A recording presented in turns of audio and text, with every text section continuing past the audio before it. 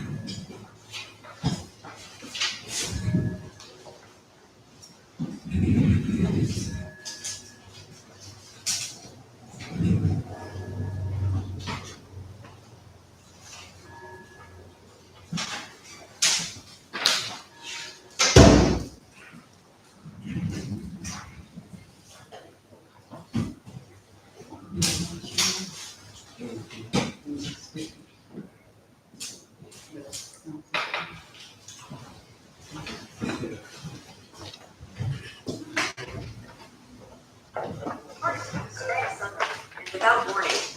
When it happens, every second counts. This little device ensures you're never alone when you need help the most. It's called the Emergency Alert Device.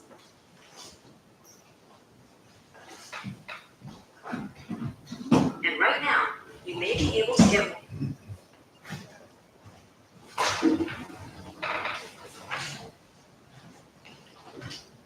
It's like this.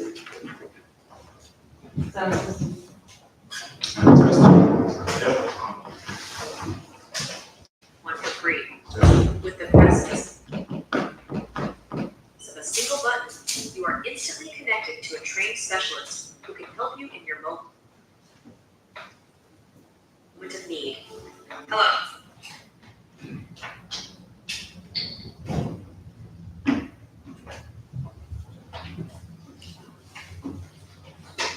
This is Sarah. Do you need help? Take our quick free question quiz.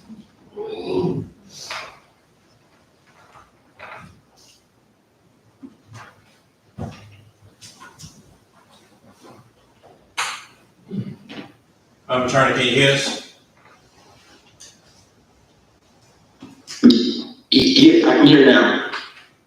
Okay. I can hear you. All right. Good deal. All right. Good evening, everybody. Good evening. Today is Monday, April 7th. This is the City of Camilla work session. We're here at City Hall on the first floor. And at this time, I'd like to ask council, is there a motion to approve the agenda for tonight? Motion to approve. Second. A motion is properly second. Any discussion? All right, all in favor? All opposed? Motion carries. All right, thank you. And at this time, we'll go to our speaker appearances, and we have Mr. Martavius Marcus from Phoebe listed on our agenda as part of the speaker appearances. Had the pleasure, myself and the Mayor Pro Tem, for the ribbon cutting today over at the Phoebe, or the new Phoebe Urgent Care Facility. And Councilman Morgan thought it would be a great idea to have Mr. Marcus kind of give the community an overview of what to expect at that new facility. So before I turn it over to Mr. Marcus, Councilman Morgan, any words from you? No, sir. Just appreciate the opportunity for the director to be here. I'll be virtually, but just to share information about the new facility. Perfect, my friend. Thank you. All right, Mr. Marcus. Yes, sir, I'm here. Can you all hear me? Yes, sir. Yes, sir. And right now, the floor is yours. Tell us about this awesome facility. Awesome. So let me first off apologize for not being able to be there in person. We're actually in New York on spring break with my daughter, so I apologize for not being able to be there in person, but I will definitely try to attend you all's next meeting just so you all can put a face with a name. If y'all have any issues or concerns about the facility in Camilla, you all feel free to contact me. But needless to say, we saw the need for the community of Mitchell County and for the city of Camilla to place the urgent care there. This facility will see patients of all ages. We will be open 7 days a week. So Monday through Friday, we will be at the facility from 8 a.m. to 7 p.m. And then on weekends and on holidays, we will be at the facility from 9 to 5 p.m. We will offer on-site x-rays. We will also be able to, we have ortho support, which will be supporting this facility. So any patients that come in with any type of fractures or broken bones, we will be able to split that patient in the facility and get that patient in to see orthopedics, whether or not it's at Phoebe or Archibald, within the next couple of days. But the goal here is to try to limit and assist the emergency room that you all have in Camilla by taking away all unemergent care issues out of the emergency room and putting them in the urgent care setting. And I will yield for any questions. All right. Any questions for Mr. Marcus?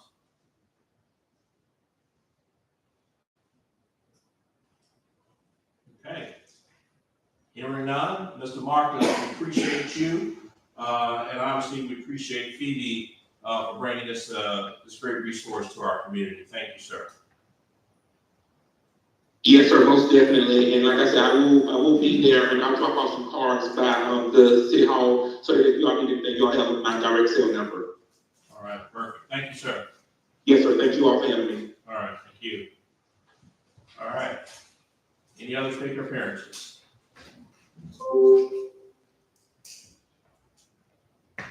Yes, sir. Come on up. Thank you. I knew who I am, Joe Washington Jr. I thought I'd come up here tonight and kind of clarify some stuff. I read with interest a few weeks back, I don't know, maybe a month or so, in the paper, but there was confusion about who I was representing when I spoke up here. You the one that, Define you, sir. what's that? Define you. I saw you use your finger. Define you. Who you talking about? I said, you wanted to find out who I was representing. Yeah, but you point your finger though. Well, you're the one that paid the quote. Okay, yeah, go ahead. And so I'm just gonna clarify. Yeah. I'm not representing the development authority when I'm on this speaker. I'm representing me as a taxpayer and citizen. I have concerns about the way the money's being spent. I've lived here all my life. I'm a conservative guy. I've spoken out against certain things. I'm not against everything. I'm not against the gym. I'm not against the Boys and Girls Club, but I'm certainly against the bar. And I think time has proven that was validated. And I'm against this hotel. And time will prove if that's built, I'll be validated too. It'll be just like stores. It will not perform here. So I represent myself, and as a taxpayer. And so I want to clarify that. Fair enough. All right, thank you. Any other speaker appearances? Any other speaker appearances? All right, hearing none, we'll go to our first action item, which is a proclamation for Child Abuse Month. And we have our awesome representative Jessica here tonight. And council, if there is no objection, I'd like to read this proclamation into the record and obviously ask for a vote from the council to accept this as Child Abuse Prevention Month for the city of Camilla. Proclamation. Whereas children are vital to our state's future success, prosperity, and quality of life, as well as being our most vulnerable assets. And whereas all children deserve to have the safe, stable, nurturing homes and communities they need to foster their healthy growth and development. And whereas child abuse and neglect is a community responsibility affecting both the current and future quality of life of the community. And whereas communities that provide parents with the social support, knowledge of parenting and child development, and concrete resources they need to cope with stress and nurture their children, ensure all children grow to their full potential. And whereas effective child abuse prevention strategies succeed because of partnerships created among citizens, human service agencies, schools, faith communities, healthcare providers, civic organizations, law enforcement agencies, and the business community. Now therefore, the mayor and city council of the city of Camilla, Georgia do hereby proclaim April 2025 as Child Abuse Prevention Month in the city of Camilla and call upon all citizens, community agencies, faith groups, medical facilities, elected leaders, and businesses to increase their participation in our efforts to support families, thereby preventing child abuse and strengthening the communities in which we live. In witness whereof, I have hereunto set my hand and caused the seal of the city of Camilla, Georgia, to be affixed the 7th day of April in the year of our Lord, 2025. Kevin Owens, Mayor, City of Camilla. And council, at this time, I'd like to ask, is there a motion to accept this proclamation and declare Child Abuse Month or Prevention Month here in the city of Camilla in the month of April 2025? Is there a motion? Motion to accept. Second. I have a motion, it's been properly seconded. Any discussion? During this discussion period, Jessica, I want to know if you have a few words related to the good work that you and your organization do every single day, please. Thank you. Yes, ma'am. I think the last time I was here, I shared some statistics with you. I thought I'd give you an update on a couple of those numbers. Please. Our child abuse and neglect rate in Mitchell County, I wanted to share an update on those numbers with you. So this rate is per 1,000. And in 2002, our county rate was 5.6, and to put that in perspective, the state rate was 4.5, so a tad higher than the state rate. And then our newest data that's just been released for 2023, we were at 5.3 per 1,000, with the state rate at 4.5, so still a little bit higher than that state rate. And then we've also talked a lot in the past about our percentage of children living in poverty.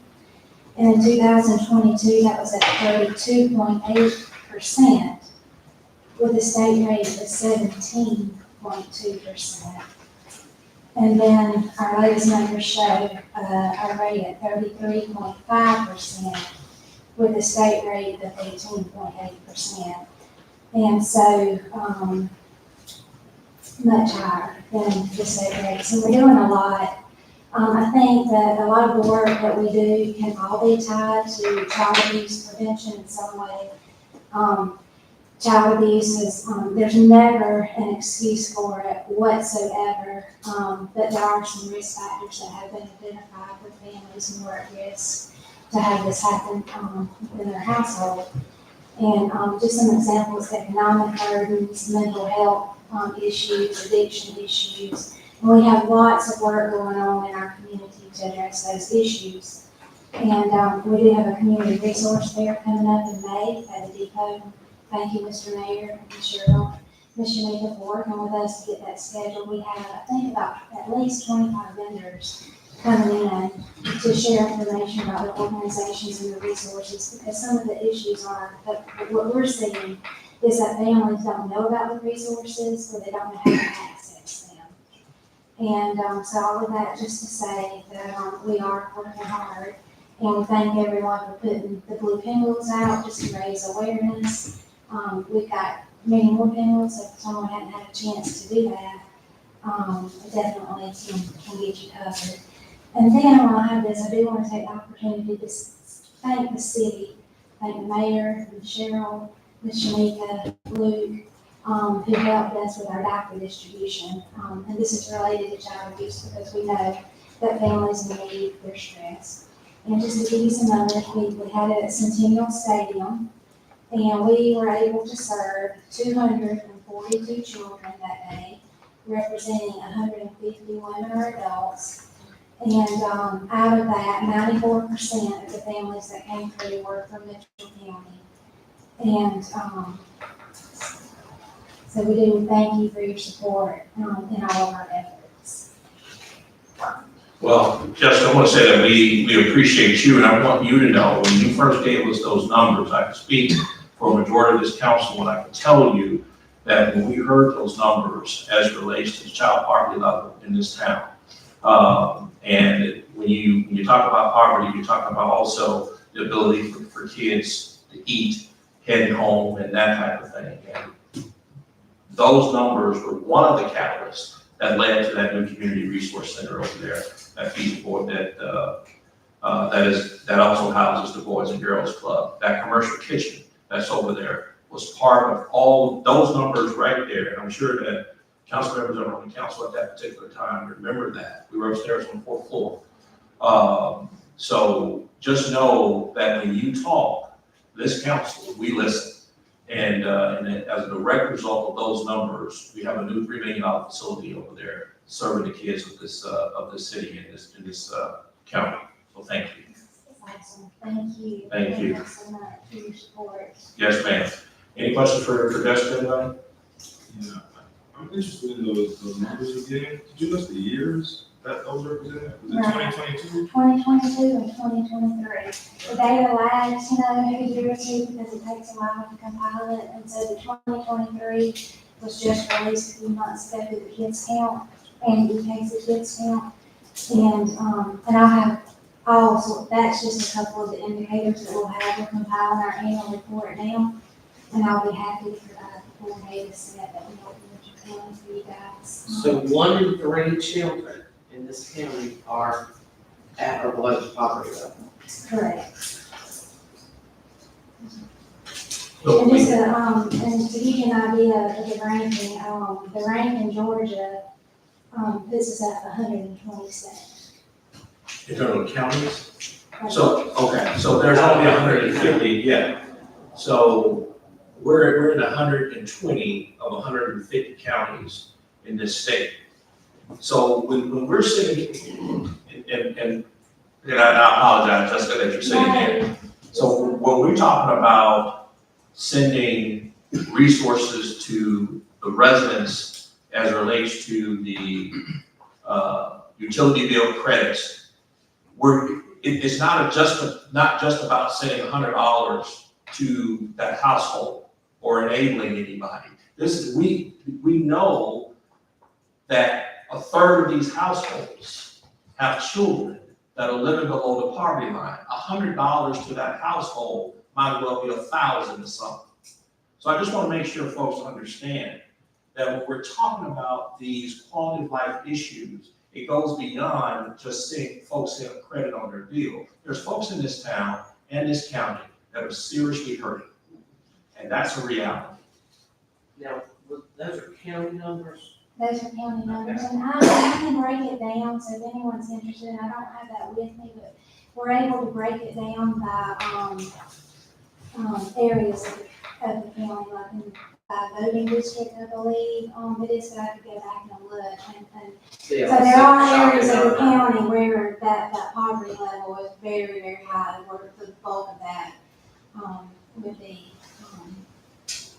most of, which is people close by. We've looked at that in the past. That's I right. can't remember the census, I know it's census tract. It is assisted, indeed, it's right here. And the same thing with our diaper distribution, like the point you made, with the light bill. I think each family that came through that line, they got 1 pack of diapers, 1 pack of wipes, a pack of feminine hygiene products, and, I think that was the main thing that they got. And so I think we added it up, it might have been $20 worth of products that they got. And so, but that's $20 they could put towards their grocery bill. Like you said, $20, that might have been a meal for some of our families, maybe even 2, just depending. And so, some of these things, I think, they're viewed as putting a Band-Aid on the problem, and there are some underlying things that need to be addressed, but for families that are living in poverty, they're in crisis, and so those things, go a long way for helping them in that moment.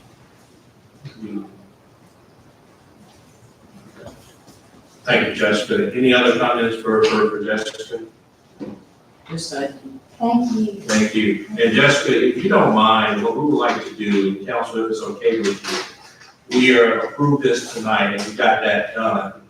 But Jessica, I know your time is extremely valuable, but wanted to see if you're able, and if not, that's okay. We'll be able to work it out. We'll come to you. Because we want to do our closing and a whole nine with you with this with this proclamation. Are you able to come back next Monday night? Yes, I should be. Okay, and council, if you would like, before we start the council meeting, maybe about 10 minutes till, we can huddle around, Jessica, take this great picture with her, and that type of thing. That's okay with everybody. Okay, so if you can, next Monday, and if something comes up, no problem. I'll put my rain boots on, I'll come find you, and we'll do it there. All right. Sounds good. Thank you so much, my friend. Thank you. Thank you. All right, council, we have a motion, it's been properly second. Any other discussion? All right, again, council, what you're doing is approving April 2025 as Child Abuse Prevention Month here in the city of Camilla. Any other discussion? All right, all in favor? All opposed? Motion carries. All right, thank you, council. All right, and the proclamation for Autism Month. We just had a great event this past weekend, and I know that Mayor Pro Tem was there. And Mayor Pro Tem, before I get into this proclamation, you got a couple words on what that day was like out there? Well, first of all, Mr. Mayor and Council, and also to the public, it was a great event. I'm thinking that almost every year it's getting bigger and bigger. So a lot of the citizens out there, we had a lot of vendors, and we had a lot of people that have partnered with autism doctors and other facilities that, you know, are able to give us help, like the Department of Parent or Health or something like that. But anyway, all of those individuals out there and civic groups and all kinds of people was out there this weekend, and it was a great show. I just enjoyed the moment of just seeing everybody out there, and I wish we would have gotten this out there and we could have presented it in front of a group of people, but Sure. hey, the timing was a little off to the fifth Sunday, kind of threw us behind. So, but anyway, the participation was very, very well, and I was excited about this. All right, thank you.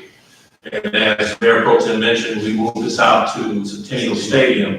Centennial Stadium right now is really getting used in a way that we had hoped that it would beyond the sports out there. It's a great venue to do a lot of good stuff, so we're extremely proud about that.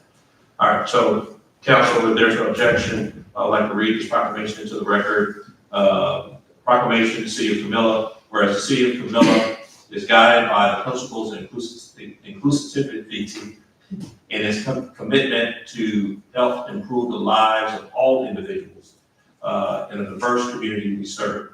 And whereas autism impacts people regardless of race, ethnicity, and socioeconomic backgrounds. And whereas while conditions characterized by autism may challenge communication, social skills, and behavior, individuals with autism benefit from specialized services and community support to ensure their health, safety, and full participation in community life.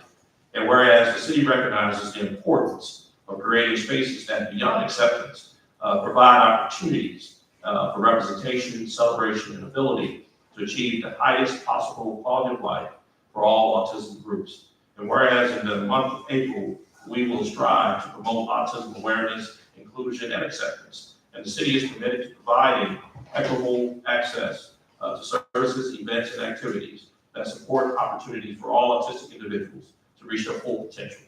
And whereas the city is committed to creating a socially conscious community that values and celebrates the autism spectrum disorder community. Now therefore, the Mayor and City Council of the City of Camilla hereby proclaims the month of April 2025 be designated as Autism Acceptance Month in the City of Camilla, and call upon all citizens, community agencies, faith groups, medical facilities, elected leaders, and businesses to increase their participation in our efforts to support families in the autism spectrum disorder community. In witness whereof, I have hereunto set my hand and caused the seal of the City of Camilla, Georgia, to be affixed the 7th day of April in the year of our Lord, 2025. Kevin M. Owens, Mayor, City of Camilla. Council, at this time, is there a motion to have Autism Acceptance Fund here in the city of Camilla for April 2025. Is there a motion? So move. Second. Have a motion to properly second, any discussion? All right, all in favor? All opposed? Motion carries. All right. Thank you, council. And item 3, resolution, quit claim deed, conveyance of property located at 69 West Broad Street, Scores, to the Urban Redevelopment Agency. Council, as you recall, we did a voice vote on this at our last meeting. However, we now have a resolution for that purpose. So we just want to go ahead and button that up, if you will, for when we send the paperwork over to the county. And what I'll do is just read the title of this so that we are aware of what we're voting on. Resolution number 2025-04-07-1, a resolution by the City Council of the City of Camilla, Georgia, with regard to conveying real property from the City of Camilla to the City of Camilla Urban Redevelopment Agency and for all other lawful purposes. And again, council, this is property located at 69 Broad Street, West, Camilla, Georgia, 31730, also known as Scores. Is there a motion to convey this property? I have a. That'll be discussion. Okay, I'm sorry. Is there a motion? Motion to approve. Have a motion, properly second. Any discussion? Yes, I'm sorry. No, you're fine. Learning still. Yes, ma'am, you're good. I had a call from Ms. Rhonda Hilliard Yes. with, Digby Dog's Diner. Indeed. And she wanted to be sure about the parking lot. Apparently there seems to be, and I did not have time to look it up, but they're on Q Public, I believe it was, has that listed as the wrong owner. She said she owns the parking lot and she pays the taxes on it, and she just wanted to be sure that that was not part of. And I read the exhibit, and it doesn't sound like it's in there at all, but I just wanted to ask on her behalf. Sure. So apparently, according to Q Public, and apparently the tax records here in the city, that parking lot belongs to the Camilla Development Authority. So we, as a city, can't convey something we And don't I own. So, told her I thought that was the case, but I promised her that I would make sure that it went into the record that I did mention it on her behalf, that but according to those tax records, she doesn't own it either.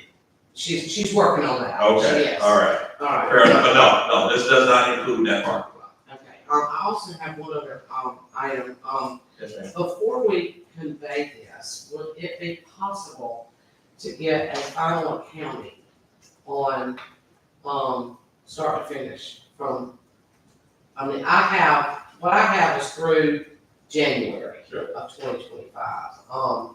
And I didn't know if that would be possible, before conveying the property to, if those numbers were available. Yeah, actually, they are, and that's on the record, so you don't need counsel for that, you just ask for it. Okay. And, so we have that. But we don't have it with us tonight. I didn't think. Well, if you believe that that is something that the council wants, you're more than welcome to offer something motion to delay this vote until you get that information. I mean, you have that option. If you believe that, I didn't know how everybody else felt about that. there's only one way to find out. Well, I would like to offer a substitute motion to delay this, approval until we receive a final accounting of the Scores Restaurant through opening until the closing date. Is there- All right, we have a motion, properly second, any discussion? All right, I think it's Go ahead. imperative though that we know what that figure is before this property is transferred. You know, it shouldn't be a secret. yeah, I don't think that it is, and actually, I think we've discussed the revenue, if you're talking about the revenue.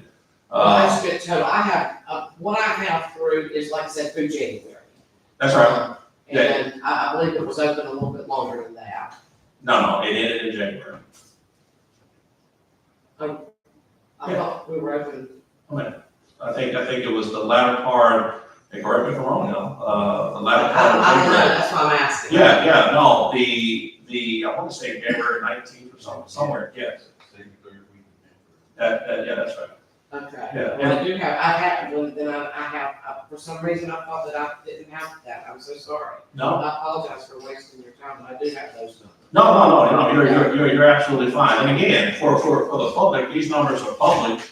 And if, so if you have what you need, do you still want to follow through with your motion, or you want to rescind it, or how do you want to? Well, I don't know, I didn't realize that, like I said, the numbers I had were complete, like I said, I have through January of 2025. So, Yes, ma'am. that gives us, and these are just the numbers that I received, total expenses, 663, 580 and 44 cents, revenues, 69, 943, 83 there. Yeah, so you are including, just for the record, those are including the capital costs from. That's everything. Yes, sir. okay, well, also from the non-operating time, that includes the purchase of the building, the Correct. purchase of the equipment. That is, I- that is everything. yeah, I just had, just the, what did we spend? Indeed, and And I didn't take out anything, I just took a run in total. absolutely, but I have to do that, because we got folks around here with all this ink and paper, that folks pay 30 cents every day for a week or whatever, to read, and you got to like that. And so I just want to make sure I clarify that, because they'll print it that way. But also, you got folks coming up here talking about, I never said that I'm against the Boys and Girls Club. I will have that video on Monday, so that folks can hear it for themselves. You know, I hope that folks understand that all of these meetings are recorded. All of these meetings are recorded. So folks, obviously, will print. You know what I'm gonna do? I'm gonna digress. That's what I'm doing. It's just an expense, and so what do we spend versus what do we take in, that's all.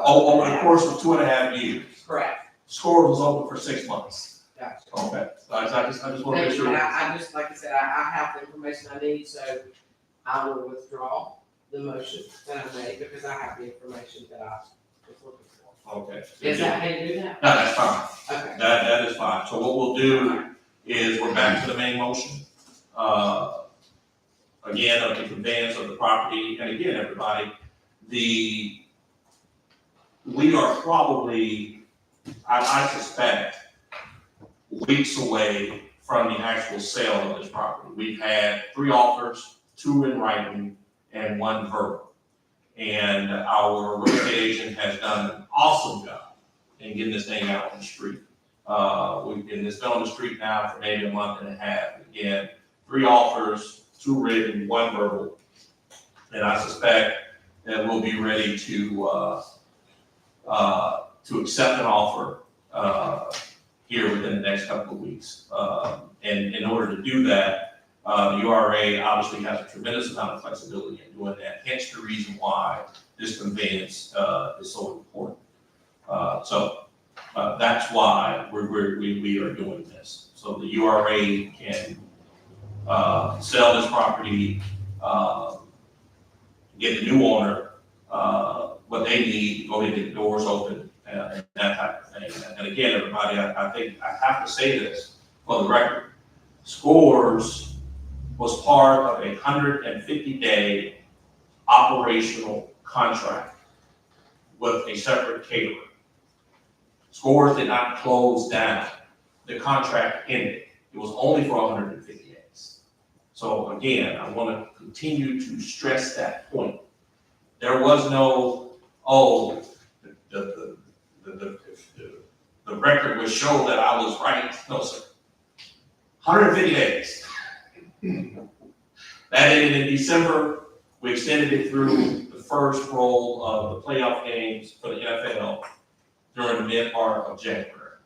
And we ended that just before the Super Bowl.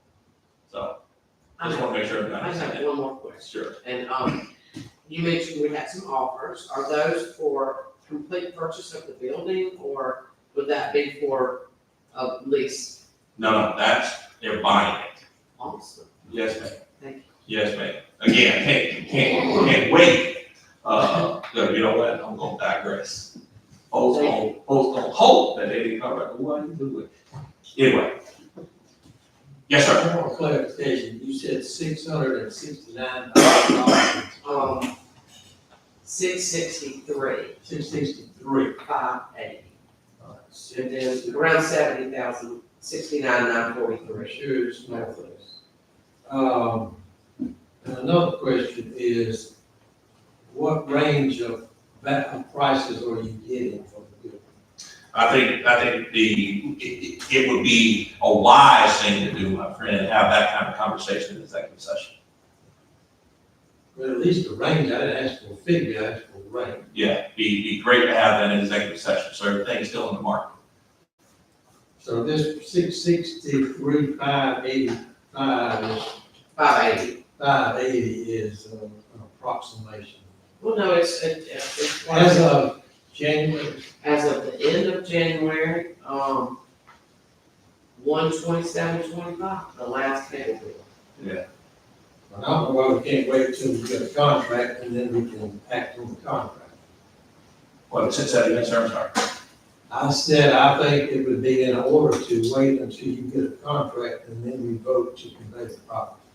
Yeah, I have no idea why that would be helpful as it relates, because again, the reason why the URA was created is to facilitate these exact type of action. But hey, sir, we're still in the discussion phase. If you'd like to offer a substitute motion, you're more than welcome to do that.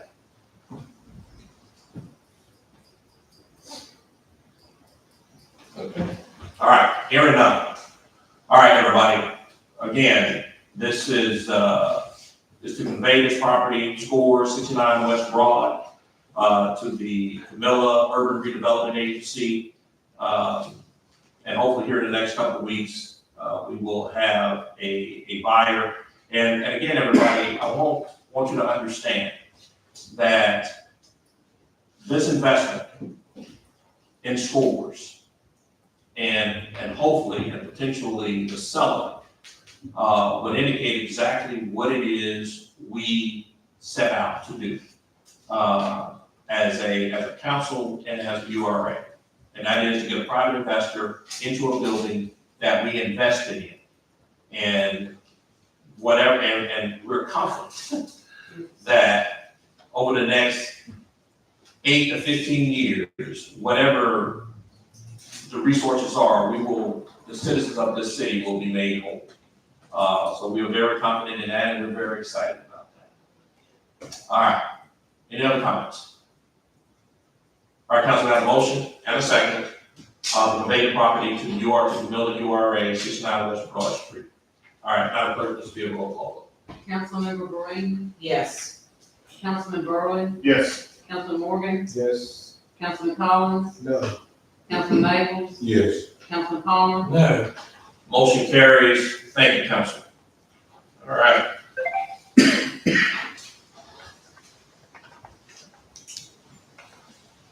me 1 second.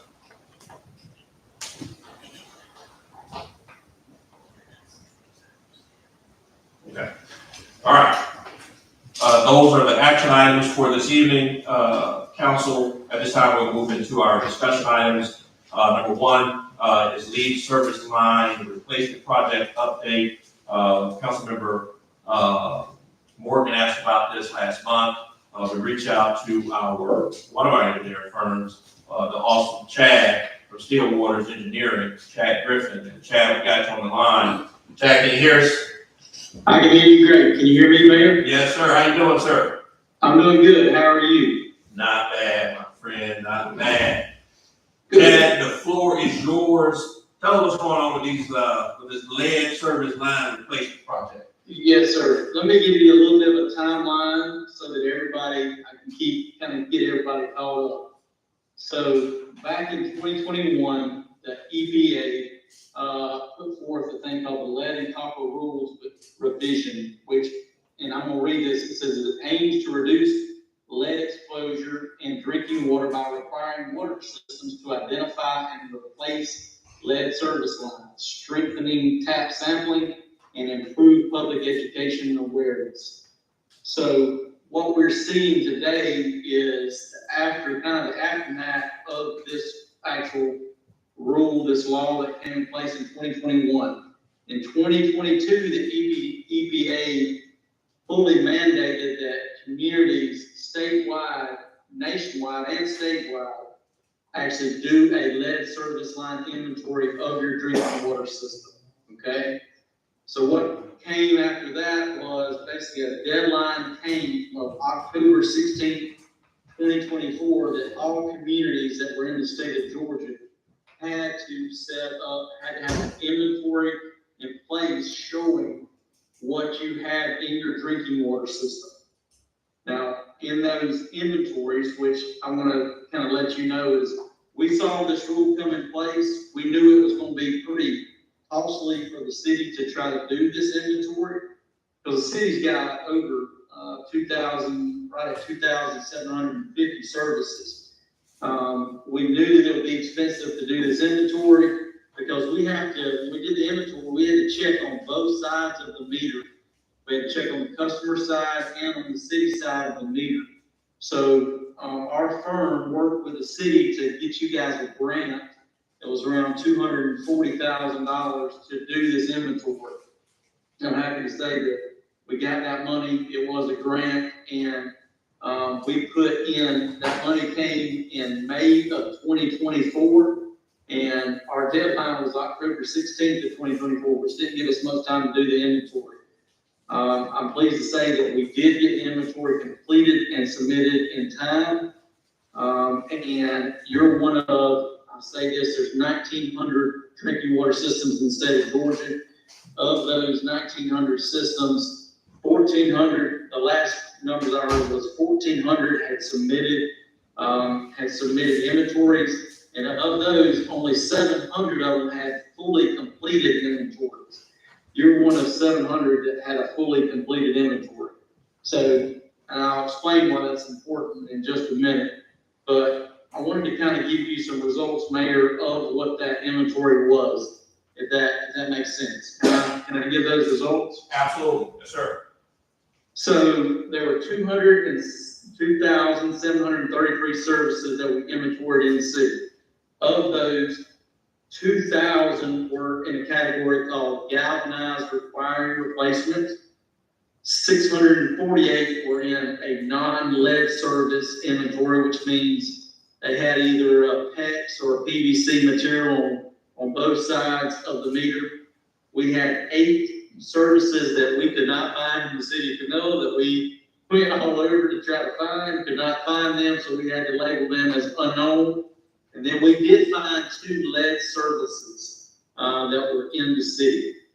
So those are interesting results in that you were one of a very few communities that did have a lead service, but you also were one of the communities that had a higher amount of galvanized requiring replacement.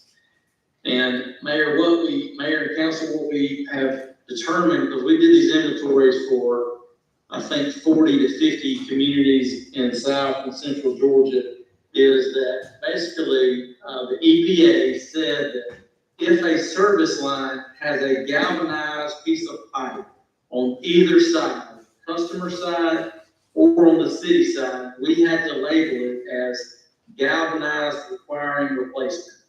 And all that means is that it has the possibility to have a lead fitting connected to that galvanized pipe. Does not mean it does. And it does not mean that that service has lead basically going into that household. It does not mean that at all. It just means there is a possibility that there could be a lead service fitting connected to that line that could be actually leaching lead into the water system. If there is a fear of that, or there's any fear that there is lead getting into the water system, then we can absolutely take a sample, a water sample at each individual house to do that. Mayor and Council, there's money set aside in this to do that. If you have a citizen who's concerned about it. But just to let you know, your source water has next to no lead in it, okay? So there's very little lead in the city of Camilla's drinking water system. However, this galvanized requiring replacement was very important to label these services like that, because for one, it shows it's an older service. Probably a service that was put in probably in the 60s or 50s, when a lot of these lines were put in. And what we want to be able to do for the city is to basically, we had to label these services as this so that we could get other grant funding to replace these service lines. Instead of having to use your citizens' dollars, we want to be able to use GFA funds to basically replace these galvanized, requiring replacement services. Does that make sense? Yeah, it does, Chad, but I would ask you to do something for me, and I mean this in all sincerity. Yes, sir. And council, my apologies, but I've seen this too many times. And I want to make sure that Chad clarifies this for us, because Chad, what I don't want to have is someone telling the people of Camilla Yes, sir. that you got lead in your water. Yes, sir. Because, Yes, sir. trust me on that. Mm-hmm. So that last point that you made about next to none, is that the same as saying, based on the acceptable levels environmentally, that if there is any residuals of lead, it is within any parameters outlined by environmental? Yes, sir. Yes, sir. So the EPD has lead, what they call lead action levels. And whenever water systems have lead in their system that are above those levels, then it becomes an action level.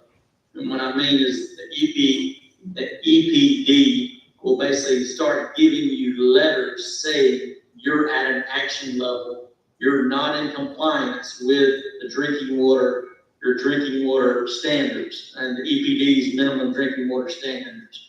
You are not in that level, okay? Does that make perfect sense? You're not at an action level on any of your lead in your drinking water. Does that make sense? That makes sense, and I appreciate you for that clarification, sir. Thank you. Okay. So I also want to kind of say this as well too, Mayor. So we did that so that we could get you money to replace these services, okay? And that is our next step. We've done the inventory. The inventory's been submitted. It's been approved by the EPD. The next step is between now and October of 2025, we want to put together a replacement plan for these services, for these galvanized requiring replacement services. So we have a 10-year time frame to get rid of these services.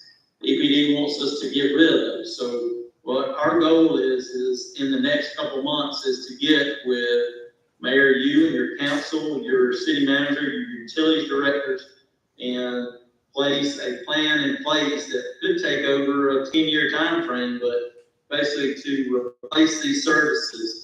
They really do need to get replaced because of their age and just the potential to eliminate the potential of any kind of lead leaching into your water system. Perfect. All right.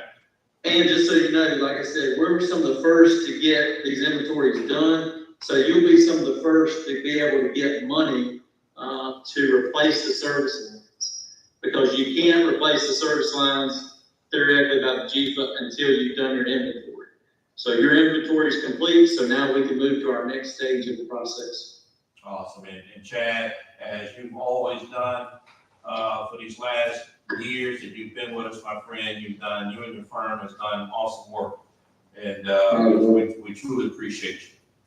Well, thank you. I'll say this to Mayor. I appreciate y'all's agenda items above that. There's so many issues like that, autism and child abuse. Those are so good. Those are good agenda items. So glad that y'all are doing those things. Appreciate you, Chad. Thank you. Yes, sir. Council, any questions for Chad? And council, as you're aware, this is another indication of what we've done over the last 2 to 3 years, as you're here in a second from Jim, who's also an engineer that we work with.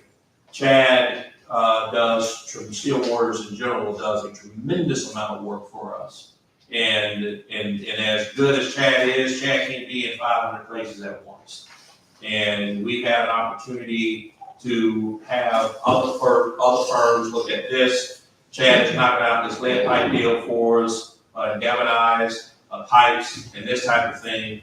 Get them stay concentrated on that. And what ends up happening? We end up being one of the few cities to get this thing completely done, while at the same time we're able to pay attention to other stuff over on the other side.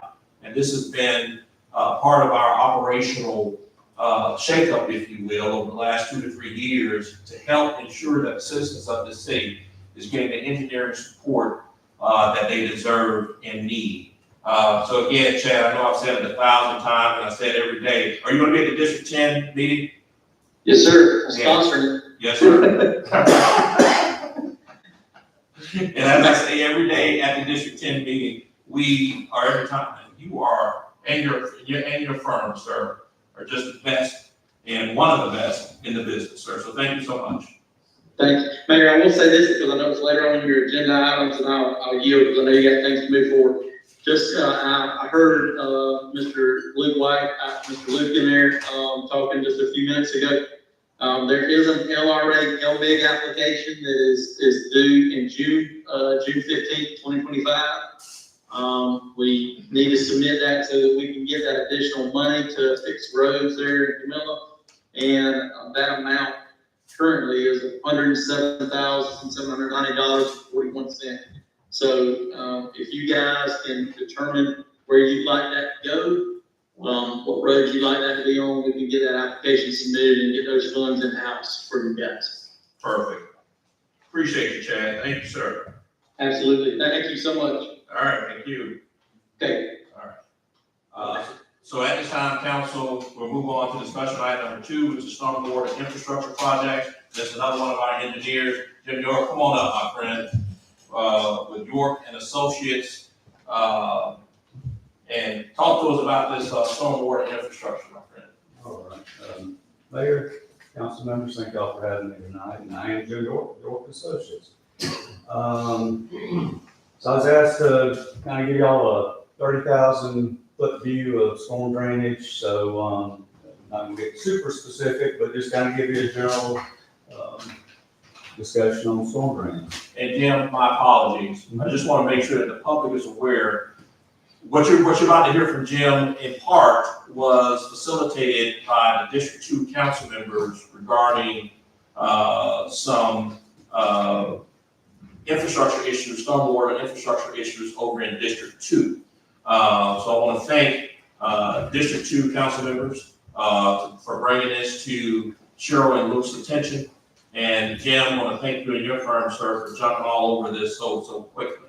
So I just want to make sure everybody understands what is partly the impetus of this discussion tonight. Go ahead, my friend. Okay. So Camilla is located in the Dougherty Plain, and I've done storm drainage projects all over the state. And the Dougherty Plain is the most difficult section of the state to do development in because of the storm drainage. Goes from Albany all the way down to Bainbridge, and Dougherty Plains, it's a very flat area. You got slopes less than 0.5% for most of it. Has very slight relief. You got a few hills. The older part of Camilla is on a hill, and you rapidly leave that and you get down into sinks and swamps. And that's the other part of the Dougherty Plain. It is karst topography, so it's underlain with lime rock, and you have sinkholes. And they tend to be shallow, about 10 feet deep. They can be several hundred feet in width. The Tipton Uplands runs along the east side of Mitchell County, and again extends all the way from Decatur on up into Dougherty County as well. And you got many surface streams that come off of the Tipton Uplands, and they hit the Dougherty Plain. They go just a couple of miles and they disappear into the ground. So, y'all may or may not be aware of, it's kind of one of the interesting things. And then, the other, if you're working in the Piedmont or North Georgia, drainage is a lot easier because there's pronounced streams. So the water's gonna get to those streams. And it kind of gives you, if the design's not real good, it's still gonna work for the most part because the water's gonna get to one of these streams because you've got a pronounced slope getting there. But here, again, there is only one perennial stream of any significance in Mitchell County, and that's Raccoon Creek. And that's goes into the Flint River up around Baconton. But that's the only significant perennial stream you've got. The other drainage feature that y'all have is the Big Slough Creek. And it's not a perennial stream. It's an intermittent, basically it's just a shallow depression in the karst topography, and it's got sinkholes scattered along the length of it. And the water during the spring rains, when winter rains come in, groundwater table comes up, it'll start carrying water at that point in time, which just matches the groundwater level. And then as you go into drier periods, it will dry down. So that's kind of the gist of your storm drainage here. It's it's very difficult. People want to do a development, and they typically do a like subdivision development or commercial development, and land costs them money, so they try to put as many houses as they can in there, and they don't really account for the runoff. There's no pronounced like creek going through there, so they put their houses in, they put the commercial establishment in, and stormwater bites. It's not uncommon. Okay. We'll get into kind of the engineering aspect of storm drainage. NOAA has an atlas out called NOAA 14, and they study each region of the nation, and they come up with a frequency of rainfall for these areas. So we usually break it down from a 1 to a 100 year frequency. You can think of those as percentage of probability. So a 1 year rainfall event, in 1 year, you've got a 100% chance you're going to see a 1 year rainfall event during that year. And then to the other end of the extreme, you've got the 100 year event, which means you've got a 1% chance of getting rainfall amount during that year. And to give you some quantities on this, the 1 year rainfall event is 3.58 inches in a 24-hour period. And that's here in Camilla. Yes, sir, in Camilla. 2 years at 4.13, 5 year events of 5.06, 10 years 5.88, 25 is 7.07, 50 years 8.03 inches, and the 100 year is 9.04 inches. As engineers, you can't design, you're seeing rain right now in Arkansas and Tennessee and Kentucky.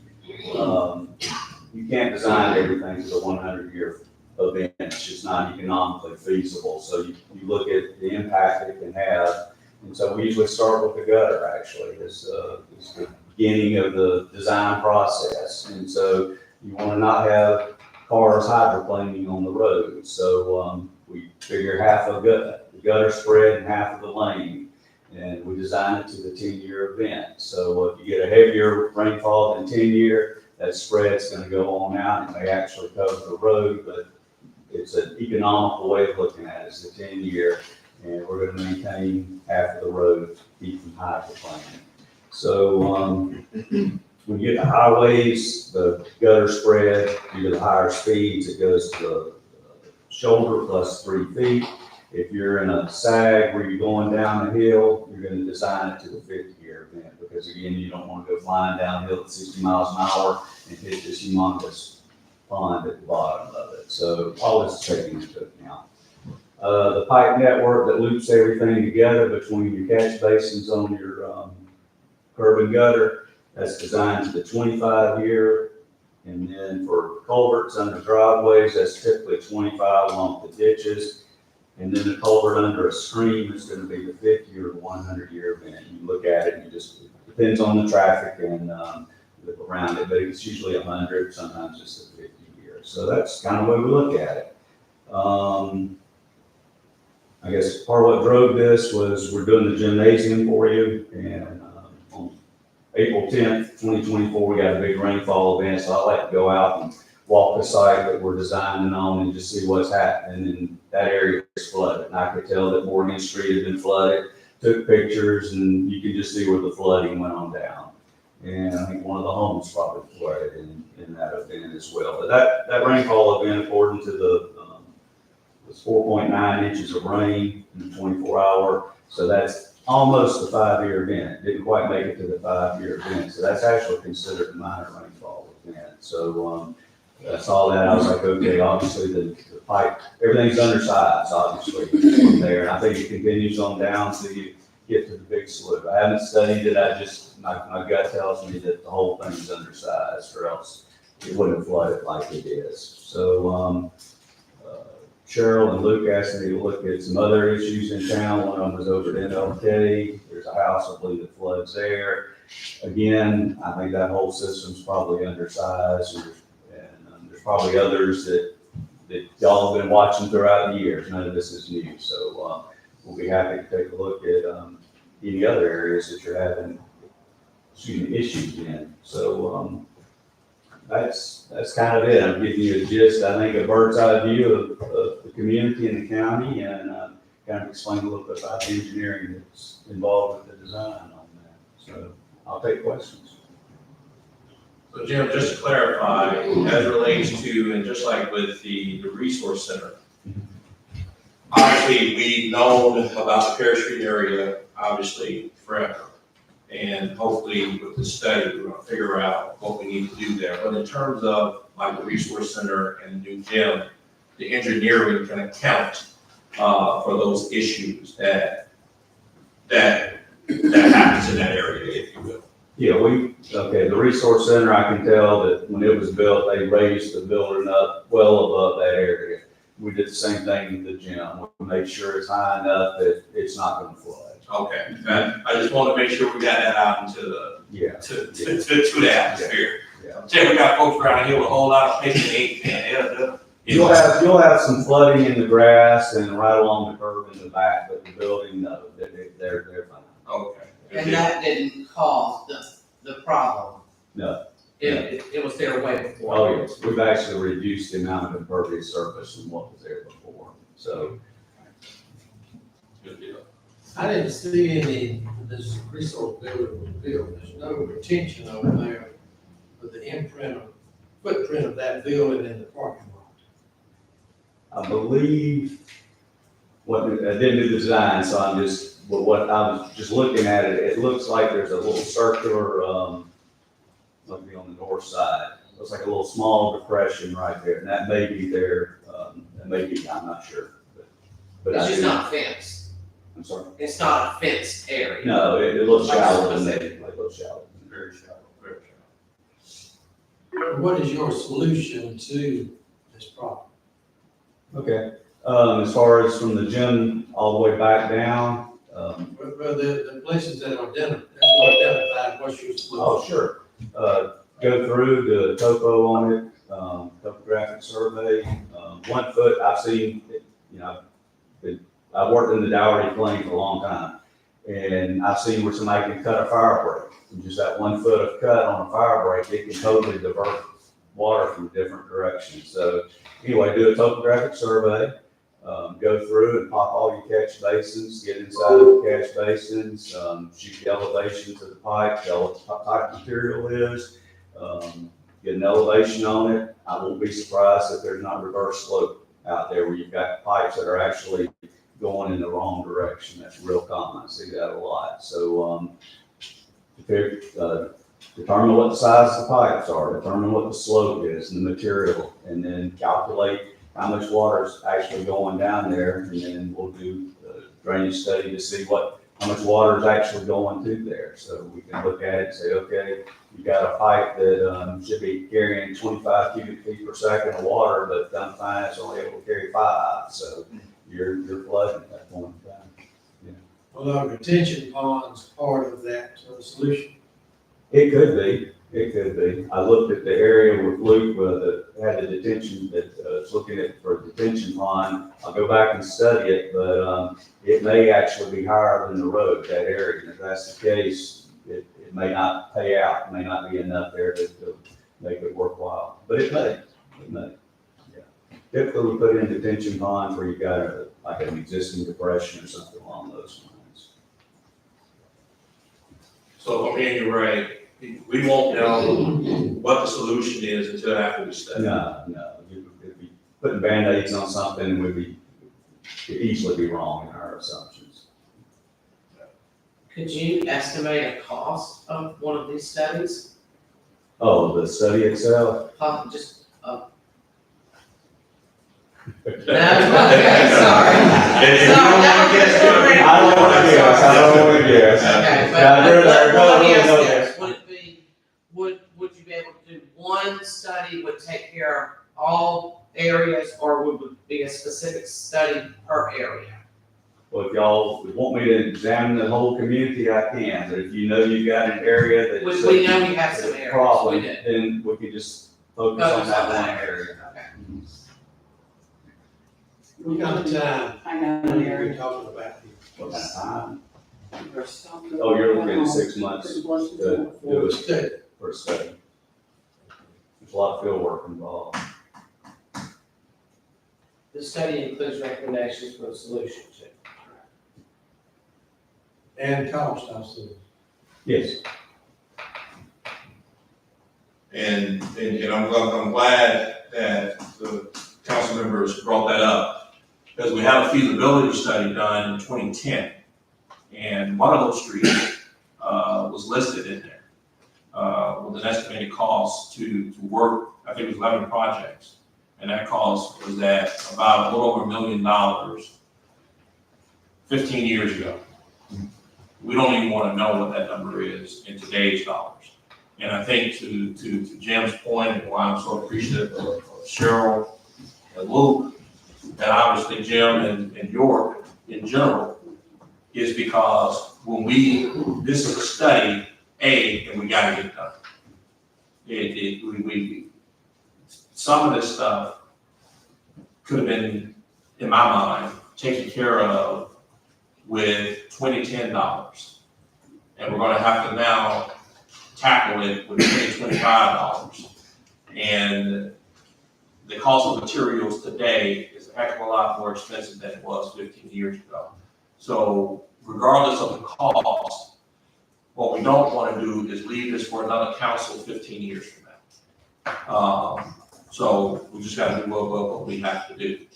And that's just the reality of it, because folks' property is getting hit with this water.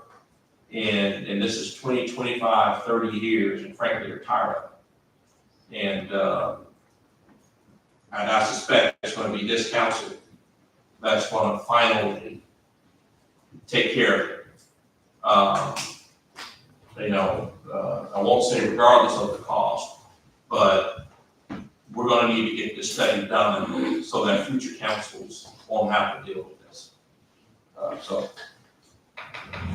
And just kind of in that tone too, I'm of the opinion of doing like the full study, just for all parts of the city. We have to go ahead and examine just all measures.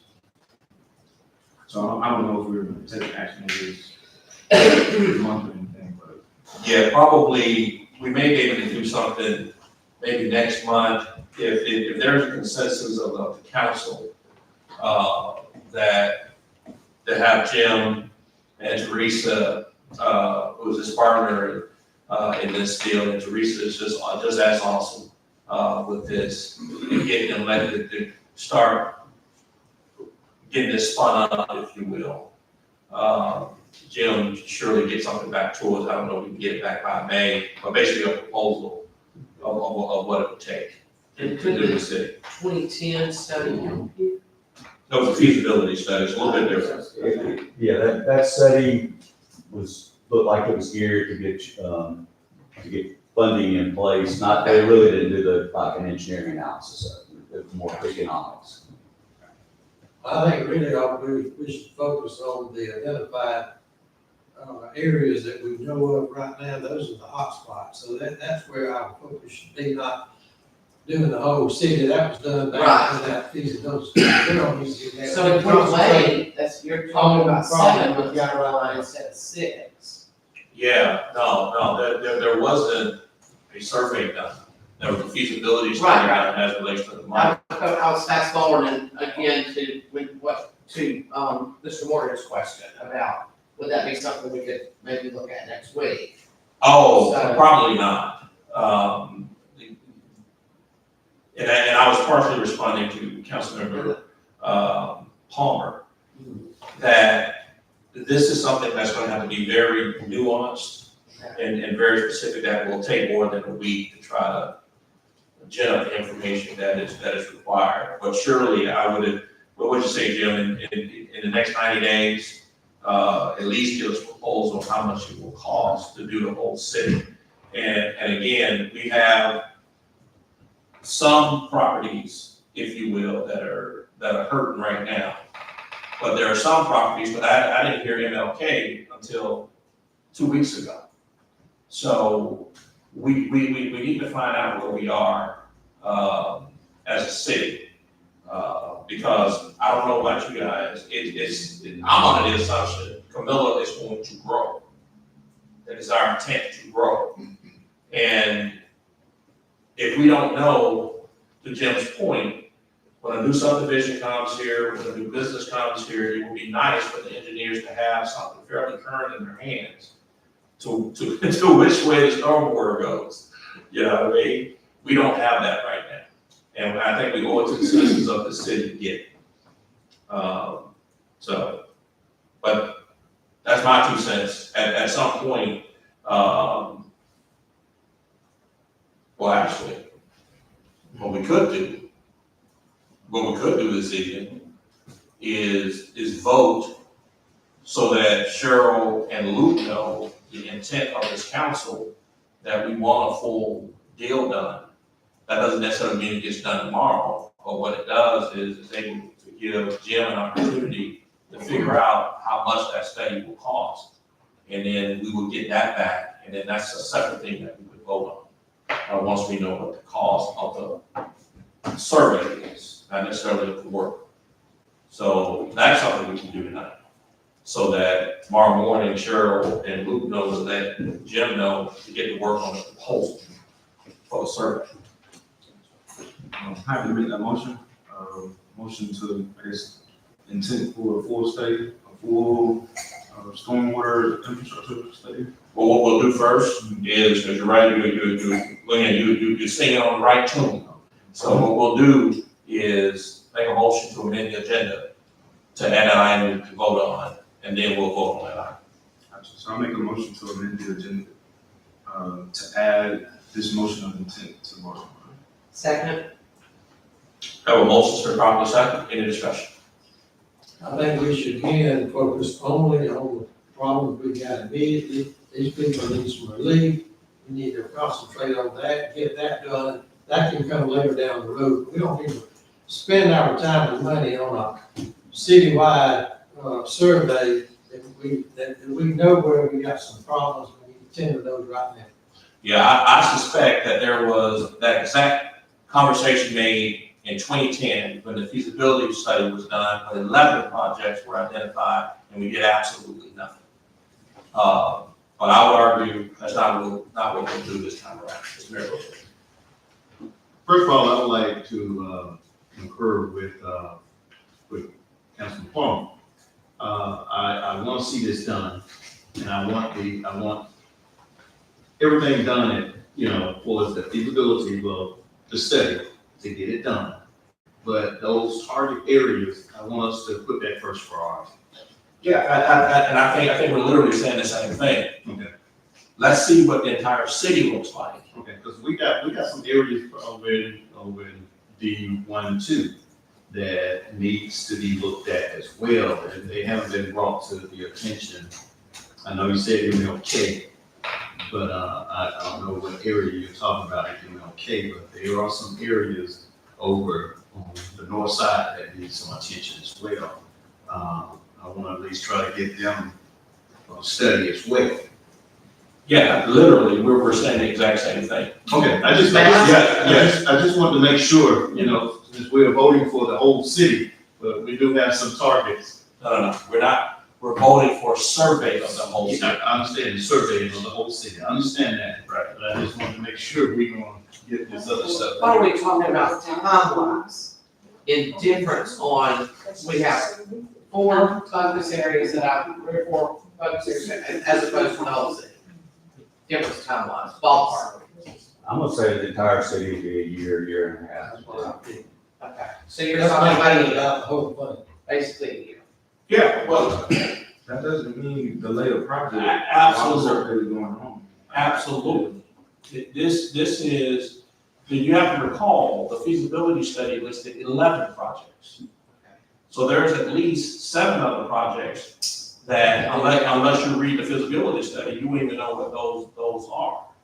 So we had the opportunity 15 years ago. The point here is, if a year and a half, put it this way, if you only do 2 or 3 today, right? If you only do 2 or 3 today, the other 8, at some juncture, you're gonna get to that. So if it's gonna be a year, year and a half to see exactly what is happening in this city, and again, this is not to fix problems that are existing today, this is to help avoid new issues for new growth and new building down the future. It is unfortunate, Mr. Mayor Pro Tem, that I would agree with you. It is unfortunate, sir, that this task has come to this council in 2025. It should have been taken care of decades ago. That it's unfortunate that it has come to this, but waiting is no longer an option. And the reason why I don't have a problem with waiting or getting the full study done, if you will, is because these events are happening somewhere between 2 to 4 times per year. This flooding doesn't happen every single day. You need, I think, Jim, you said it, you need about 4 inches in an hour that doesn't happen every day in the city of Winona. It does happen a few times per year, and by my count, somewhere between 2 and 4. So we'll be able to mitigate some of this stuff going forward, but by the time we have the third one, the study will be complete. So, I agree with, Councilmember, Morgan, that we're in a position to do the entire city, and to the Mayor Pro Tem's point, when that study comes back, we can then, from that complete study, say, nope, we're not gonna do all 11 today. This particular section of town has priority, this particular section has priority, and then we can build out from the complete study, but we don't have to do the whole study. All the projects listed in the study going forward, but I think we need the whole study. Well, I still disagree with you. The blame game is not solving the problem.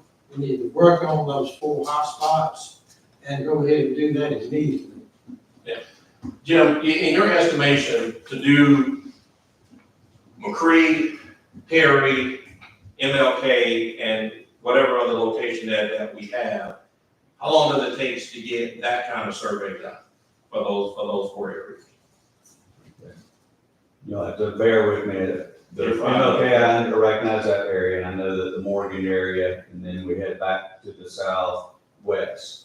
And I'm not sure those road names there, if I'm tying those in or It's not. the one where the Holden Pond we were talking about is Yeah, higher okay. than that. That's, I kind of look at that That's as one Andrews Drive. project right there, actually, from Morgan all the way down to, Uh-huh. I look at that as one project. Gotcha, okay. So, So that's really 2. yeah. This is the same stormwater service. Yeah. So we're really looking at 2. It goes. You're looking at MLK and that one. So if you started on McCree, that would alleviate some upstream on Gotcha. Morgan, and it's the same survey. Gotcha. So 2 projects, but it's the same stormwater survey. I mean, you have to survey the whole survey. Gotcha. So those 2 right there, we're looking at 8-9 months to do those two. And that's Or 3 if you want to look at it that way.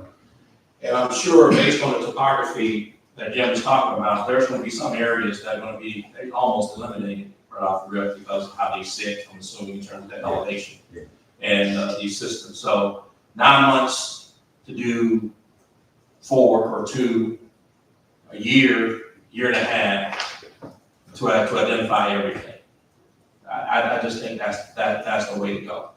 And again, it's unfortunate that we have to fit all this in now. But that's just the reality.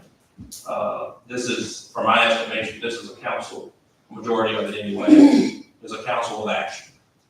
And I think this is on us, to get this done for the citizens. But again, that's why we make motions and seconds and vote. So,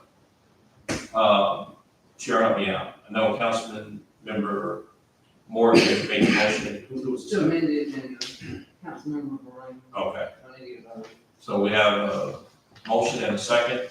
And again, you're adding to the agenda, to vote on authorizing,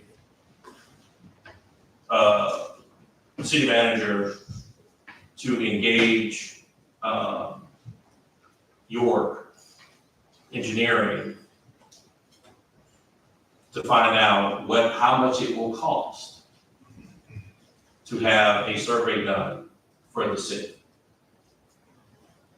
Again, it's gonna tell us, if you wanna survey the whole city, this is what's gonna bring you. I like that. Why don't you separate the 3 or 4 hotspots we're talking about versus the whole city, so we have 2 figures to look at. Sir, you're more than welcome to make a substitute motion. I'll make that motion, What is it? that we identify the cost of the 4 spots that we claim or that we say are needing immediate attention versus the whole city. All right. Council, we have a substitute motion to do 4, the 4 hotspots, that have been identified, here in the city, with a second. Any discussion?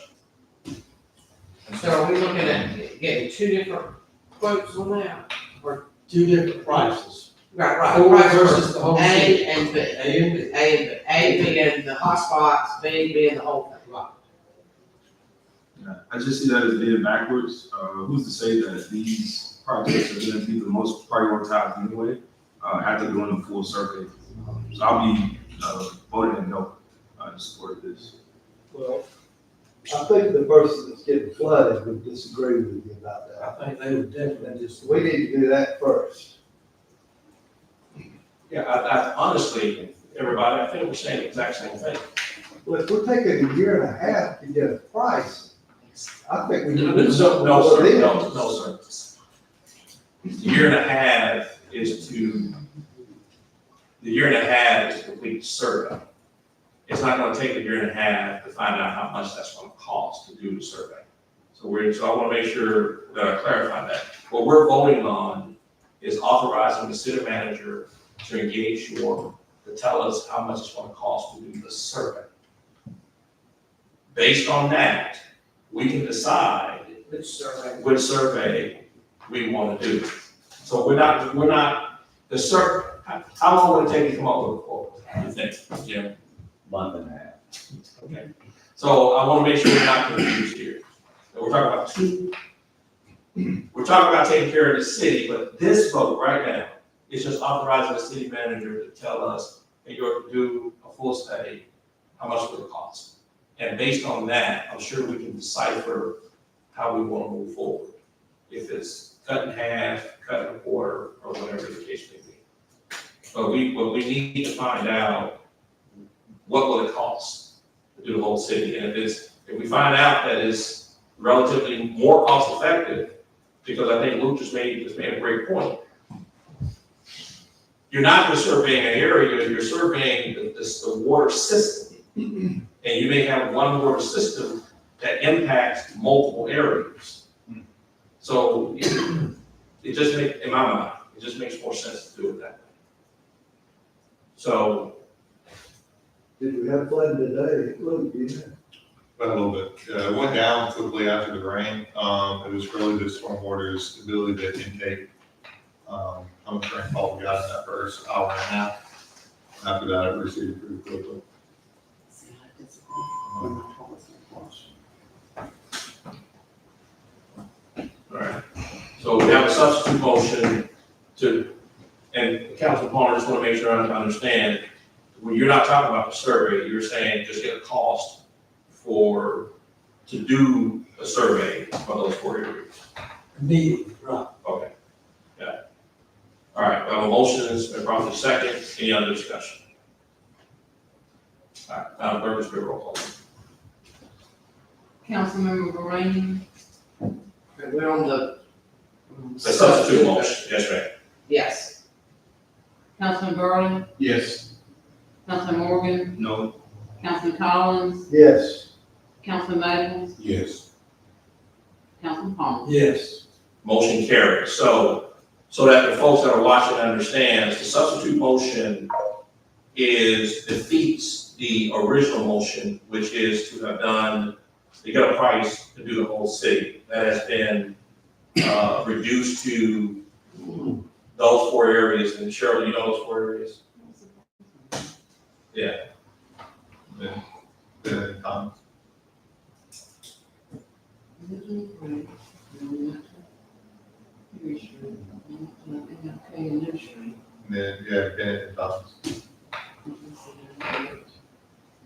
It's over there to the whole one.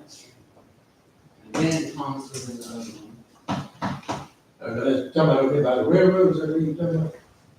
Then Yeah. Thomas goes to the railroad. Yeah. Right behind the, baseball field. Oh, yeah. And then Bennett Street's right in front of the recreation. Remember the fire department was out there doing that? Is it affecting some residents over there? It is, but we pulled litter out of the storm drain. We pulled a, gas tank that was blocking the storm drain. Another time it flooded, we pulled the cooler out of the storm drain over there. So we have a lot of issues of residents getting flooded because litter gets stuck in the pipe, a basketball gets stuck in a 12-inch pipe. So once we remove that, all the water goes away, and that's happened quite a bit in that So area. it comes up in their backyard over there, is what you're saying. It does. But that's whenever the storm drain gets clogged up. So I think we're actually looking at 3. That's correct. I was gonna say, so I think we got 3. But that's gonna be McRae, Palmer, and McRae. McCree, Harry, Morgan, Harry Street area. That's really one project. And then look, hey, New, we definitely need to look at, the block in between New Street And and MLK, going down Peach Street.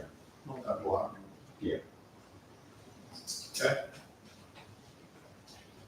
I'll follow up with the, clarity. All right. So Jim, any other words of wisdom, my friend? Yes. Council, anything else for Jim? Thank you. Thank you. Appreciate you, my friend. Thank y'all. Thank you. All right. All right, item 3, Sprayfield update. Again, we are infrastructure heavy, tonight. And apparently there are some more work that needs to be done with our spray fields. And council, as it stands right now, there are some discussions related to moving the river streams. And in order to do that, that's somewhere in the neighborhood of $186,000 to $288,000 to do that. And then there's a electric pump. We have one that's been repaired and another one that we would put on top of an existing pump that we have. That and that the cost for that is about $30,000 estimated. Bottom line is there are still issues at the spray field that need to be rectified. There's nothing to vote on tonight per se, but just wanted to put that in your ear. We're gonna be having a conversation with Chad tomorrow to get a better idea of what this looks like. And either next Monday or in May, in May's work session, we'll pretty much have this same discussion as it relates to infrastructure and what is gonna be required to correct what's happening out there at the spray field. So we've got a lot of good work done with the repairs of the linings. There's still some other work that needs to be done. And one of the biggest, obviously, replacing diesel pumps that are out there with electric. Diesel alone, let's say, will cost us about $100,000 a year. Two transfer pumps. 2 transfer pumps. But the idea is to make those electric, but at the same time, there are other issues happening with the ponds that we need to take care of. So nothing for you to do tonight, council, but just wanted to make you aware, so when we start talking about this, over the next couple of weeks or next month, you know where it's coming from. We're gonna have a pretty good conversation with Chad tomorrow. May I ask how much the pumps cost? So there's 2 that need to be replaced? Do we know? No, so we have the pump itself already rebuilt. What we have to replace is the turbine that draws the water up. Okay. And that's what needs to be repaired. That was about, Repair, replace, let's replace it. We need to replace it. and there's 2 of them. There's One. one, it's a two-part system. We have it repaired already. So the water drop itself, it's a turbine that lifts that water up. And how much? About 30,000. So there's 2 what they call bypass pumps, I think that's what the confusion is, because the electric pump is down. Gotcha. The goal is to get those To 2 get the bypass electric pump working, working and take the 2 bypass pumps. And 2 diesel. so that's the 30,000, or is that 30,000 plus? Well, that's just one aspect. Okay. There's other work that needs to be done. doing so, we're fixing that turbine and getting that pump operational. We free up 2 mobile pumps that we can bring into sewer lift stations. If they go down, we can still pump sewer. And that's what those trailers are originally bought for, those bypass pumps were originally bought for. Currently, they're having to be put in the spray to keep operational. Then they should be something. On standby, in case of emergency. Yes, sir. So Chad is gonna share with us, I know you made a quote of $186,000 plus $200,000, that additional that is gonna be needed at the spray pump. Well, at a minimum, so to move the river streams, Okay. it is being quoted at about 180,000. So you figure if you go in the middle of that, we're looking at roughly $250,000 between river screens and the pump, to get that all done. My next question is, when we had the repairs on these spray ponds, that should have been in the quote that we had to get those things repaired, right?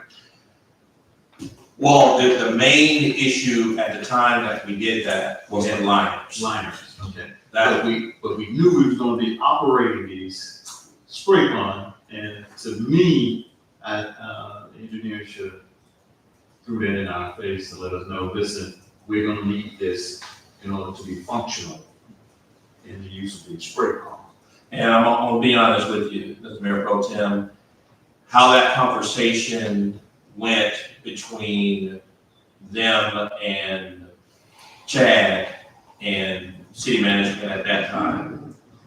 Okay, what we know now though, and literally, if we're just being completely honest with you, Cheryl, by looking at the cost of what we've been paying to repair pumps, which was approaching $120,000 a year, it was that discussion on paying for those pumps that had us pull in the water infrastructure side of the house. And it was during that conversation, it was revealed some of these additional issues, like why are you repairing all these pumps? Well, you need a pump to do such and such and such. Well, why do you need a pump to do that when the spray field has been repaired? Yeah. And that is what brought all this, that brought this out. So apparently, the 1.5 or $7 million we got in the G loan and the 700,000, I believe the engineers at that particular time were operating within. That was the project, to replace the liners. So when you apply for a G loan, your write-up has to be very specific to the job that you're doing. And so the main job there was just the liners. But I agree with you, if there was gonna be a peripheral conversation regarding the river springs and the pumps, that probably would have been the time to happen. But again, this is where we are today. It's like we working backwards now. It's Cheryl and I, and Luke, I assure you, and I think Al was here too, for some folks, that probably wasn't a pleasant conversation that day.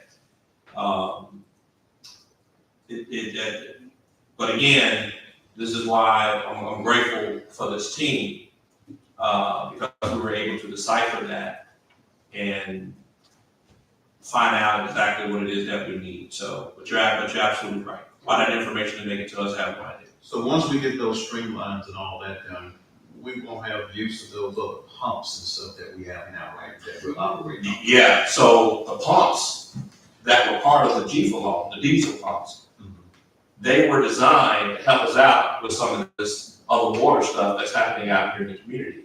But because of the challenges that are in in the ponds today, we had to use those diesel pumps to help supplement what was happening out there. So those pumps weren't even designed, well, that's not designed, but wasn't even meant for that. Yes, sir, for that purpose.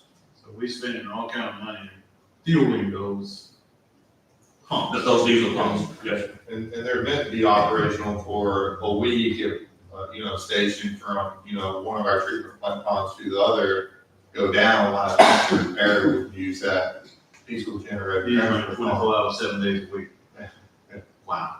I don't think, they don't. Not Yeah. 24/7, but. You know, I don't think it's 24/7, but they. A lot more than they should. Obviously, this is what's going on, indicates that they're. And everybody, my apologies. I'm So that, no, you're good, sir. You're good. So that council members, if you're not aware, Al, can you introduce yourself real quick and what you do for us? My name is Alan Brown. I'm the utility director of the city of Camilla. So I came from the electric department. I was in the electric department for 27 years. I was in lineman. So I was assistant superintendent of the electric department. So I moved over to be the utility director. Want to make sure that for especially for our new council members, you wasn't aware what Al does for us. And he was part of that conversation also. Question. Yes, sir. We need to get one figure to fix everything out there at one time. And then from that point on, it would be maintenance. Why can't we get that figure and fix it? Well, I tell you, council member,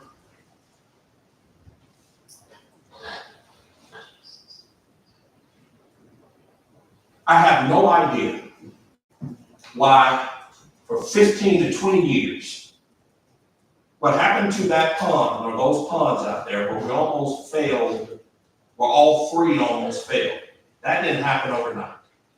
So I have no idea the conversations, I know folks used to brag about council meeting lasting 15 minutes. So I have no idea over the last 15 to 20 years, that problem was not rectified out there. But here we are today, again, this council. It's time for us to fix it. And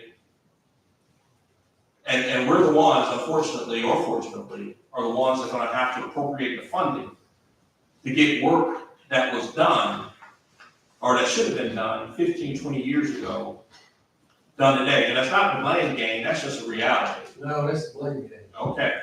I get a figure and we can vote on it. That's what I'm trying to get to. Well, yeah, I think I just said, Fix everything. we're talking to Chad tomorrow.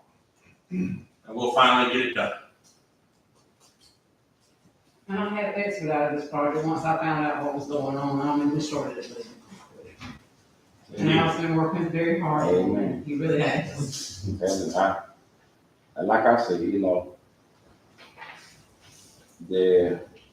be out there and see it yourself, and I was telling Ms. Sheriff, I rode Dennis around many times and showed him stuff about where this stuff coming from, Tyson and all that. And hey, we just gotta fix it. It ain't finished. Ain't no point in the finger game, but we just gotta get it done. And, and it's gonna take time to get it done. That's just my thing. And, I can't go out there and say, hey, this tan up today and it ain't gonna work tomorrow. I don't know. It's just something we gotta do. And like these pumps tearing up, hey, these pumps been in the ground, how long? Just like I told Ms. Sherry, the pumps been in the ground at the treatment plant. We had one to go down at the treatment plant. Big old pump, biggest pump we got. If we sit around here and don't fix it, we sure enough gonna be on the win. EPA gonna get all of it. Ain't gonna be y'all, it's gonna be me. Cause I'm out there. So, hey, we gotta just do what we gotta do. Indeed. And you would argue this isn't an overnight problem. Hey, This didn't happen yesterday. No, it didn't happen yesterday. So you're talking about starting tomorrow? And we may got some Yeah, we got figures, it. so some figures next week. Next week, Yeah, next well, work session. well, the conversation, hopefully by the next work session. Okay. Hopefully by the next work session. Absolutely. Now, I will, in the spirit of collaboration, I will agree with Councilman Palmer to this point. That once we get that number, we fix it. Correct. So, okay, there we go. All right, again, so we'll get with you on that, council. Down the road at the top of the chat. All right, number 4, anything on Springfield? I'm gonna say this right here. Yes, sir, I please. just wanna say Yes, this. sir. I became very passionate about this spray field. I used to come to council meetings and I hear them talking about spray field. So when I got elected, that was my first thing, to go to the spray field. And when I saw what was going on at the spray field, I was hurt. I was disappointed. So when we voted on these things to get it done, I was eager to do this because I knew just how effective these ponds was for this community. And I was under the impression, no blame at no one, when you don't know, you just don't know. When hearing the news tonight that we're not complete, that's bad for me. Because I know just how valuable these ponds are for this community.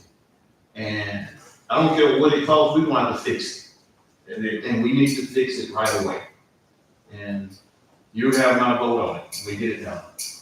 Indeed, appreciate that. Appreciate that. All right, anything else on Springfield? All right, number 4, intergovernmental agreement with the Villa Downtown Development Authority, McNeil Building. So I'm making this a dual thing.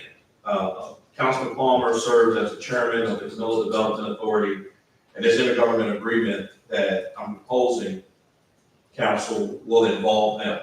So just real quick, A.A. McNeil is one building, but it's 3 parcels.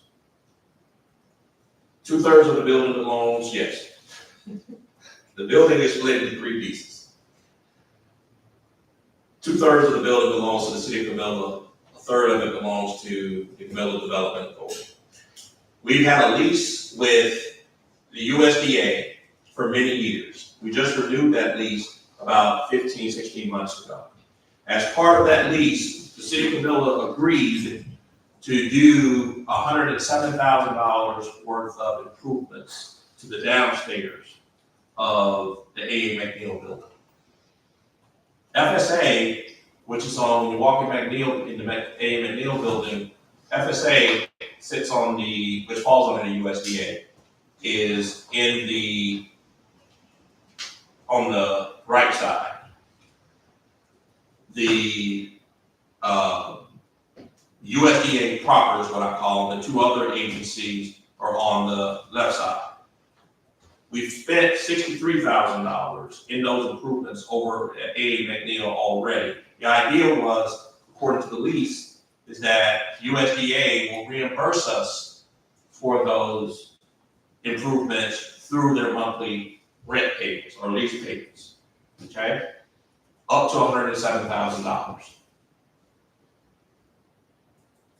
when we put, one of the things that they asked for was an intercom system.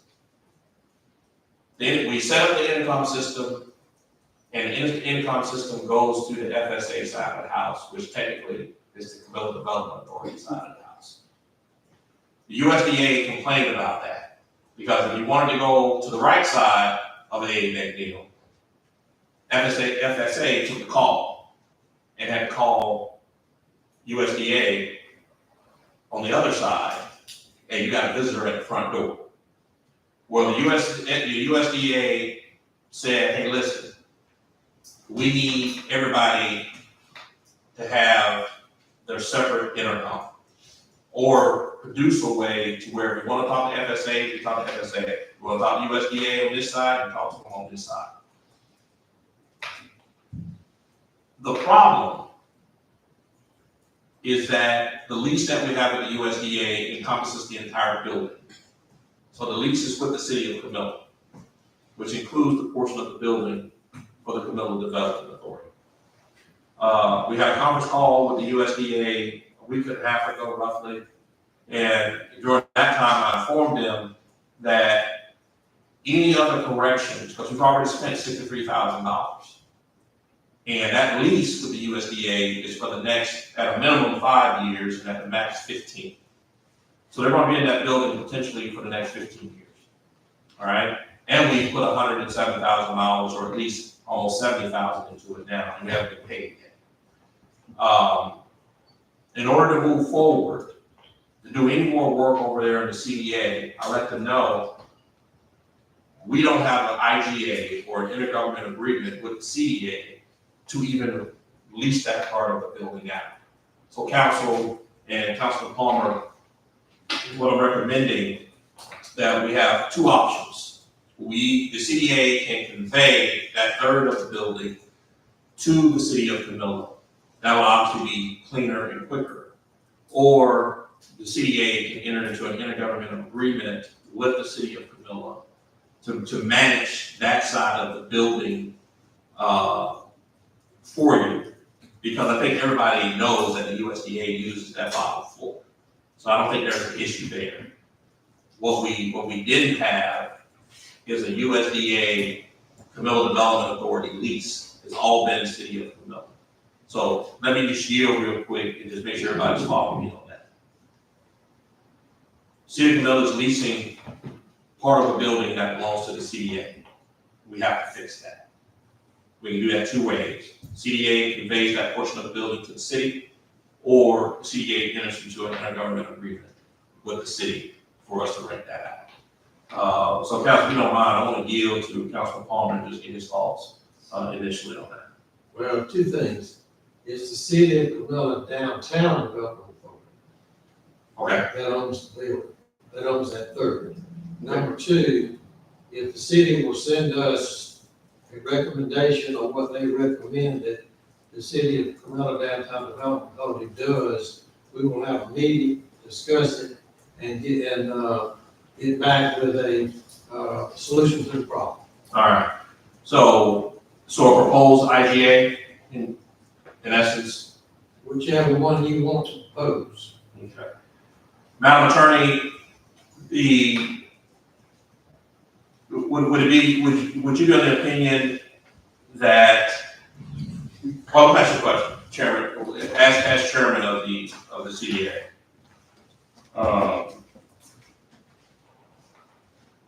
Would you consider conveying that part of the building to the city? That would have to be the board's decision. Okay. So, Madam Attorney, is it possible to draw intergovernmental agreement to where we are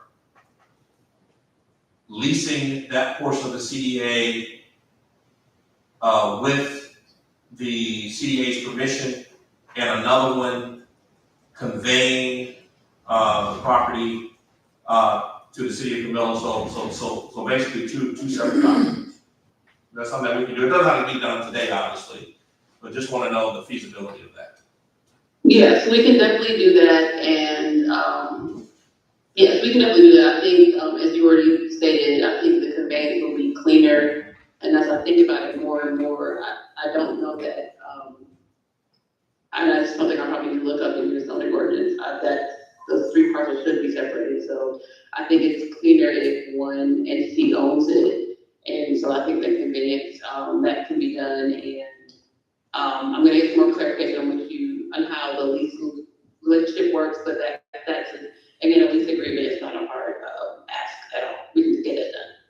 Okay, perfect. All right. So we'll get up both, council, and again, I just need a consensus. Is there a consensus of the council to authorize our city attorney to draw those two documents up for the CDA's, consideration? At least three council, okay, good deal. All right, thank you. Yes, sir. This is not our city attorney. Is this the new city attorney? Where exactly? This is our city attorney. Our city attorney, Now, what's this lady's name? this is Alicia Thompson. What happened to Miss Wiley?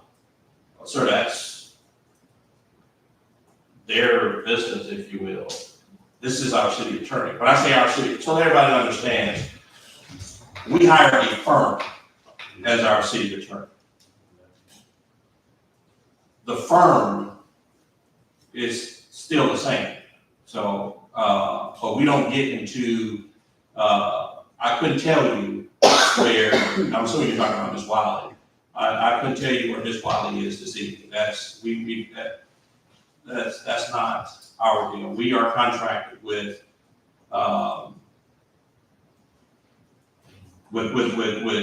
Denmark Ashby as our city attorney. That hasn't changed. That's been the same for the last couple of years. So, you know, We can have a different one every meeting.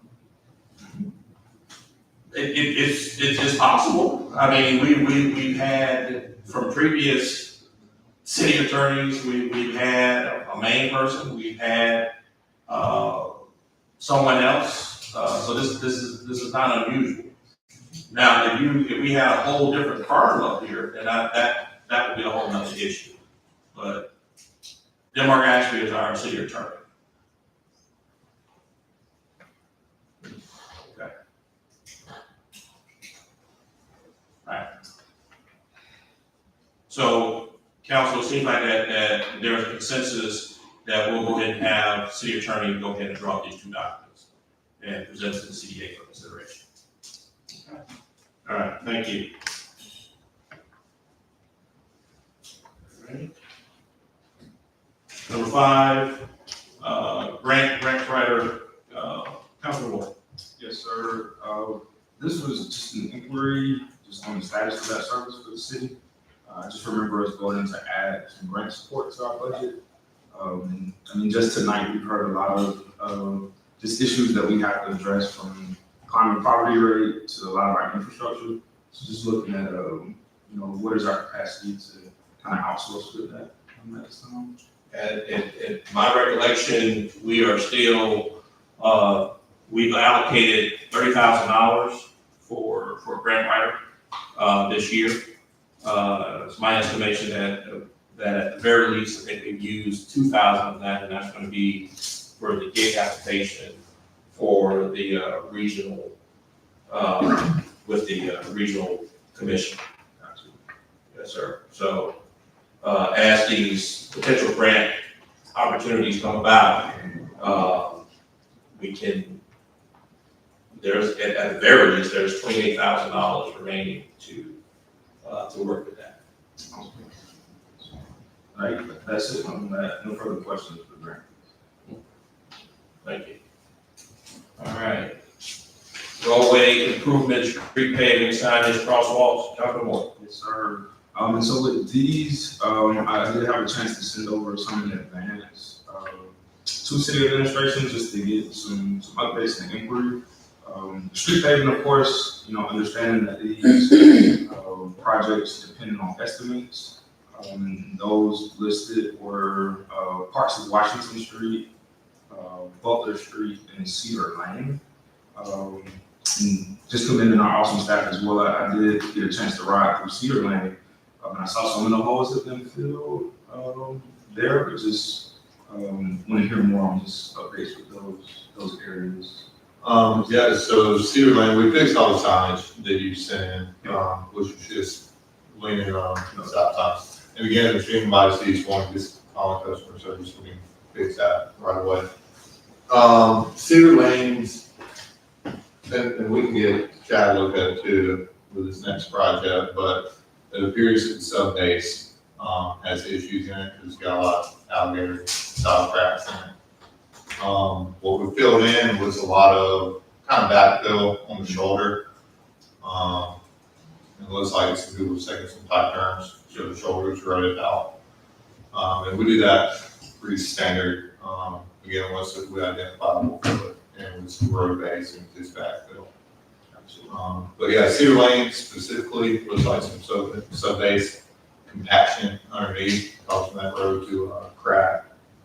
What part is South Butler? Because I drove down the whole thing, it's kind of. Yeah, Butler, I was on for this one, because I know that full project would take a little bit, but from Marietta to North Butler intersection, down to New Street, for repairs there. And then for, Washington. Before you get, was that because of a bunch of utility cuts or something? You know, we did CDBG over there, we did the sewer line replacement. No, yeah, and, that's not at that port, that Okay. part, that's further, up north Butler.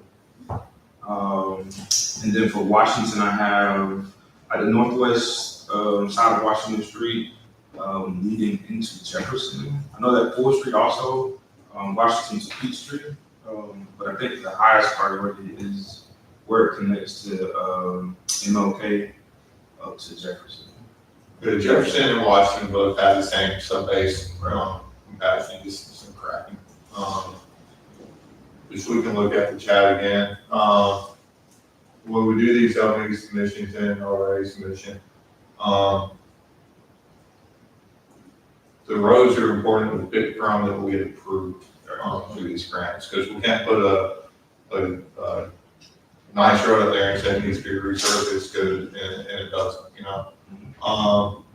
But we can create a ongoing list for this, I believe, Cedar Lane made it. And I'll get Chad to look through them and add that to our list.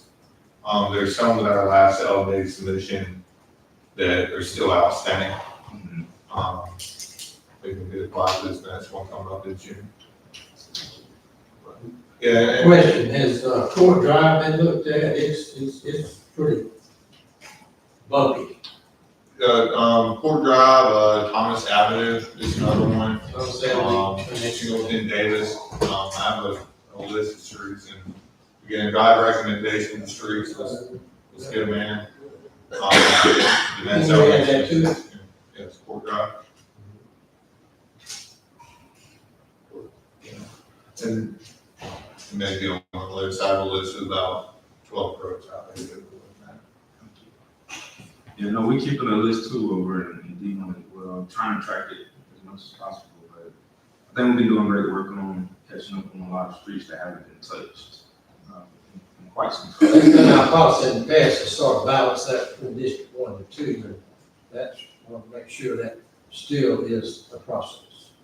Yeah, our last LMA submission was even split, directly even, between District 1 and 2, so yeah. And just the next piece on that was, just looking into the consideration of crosswalks.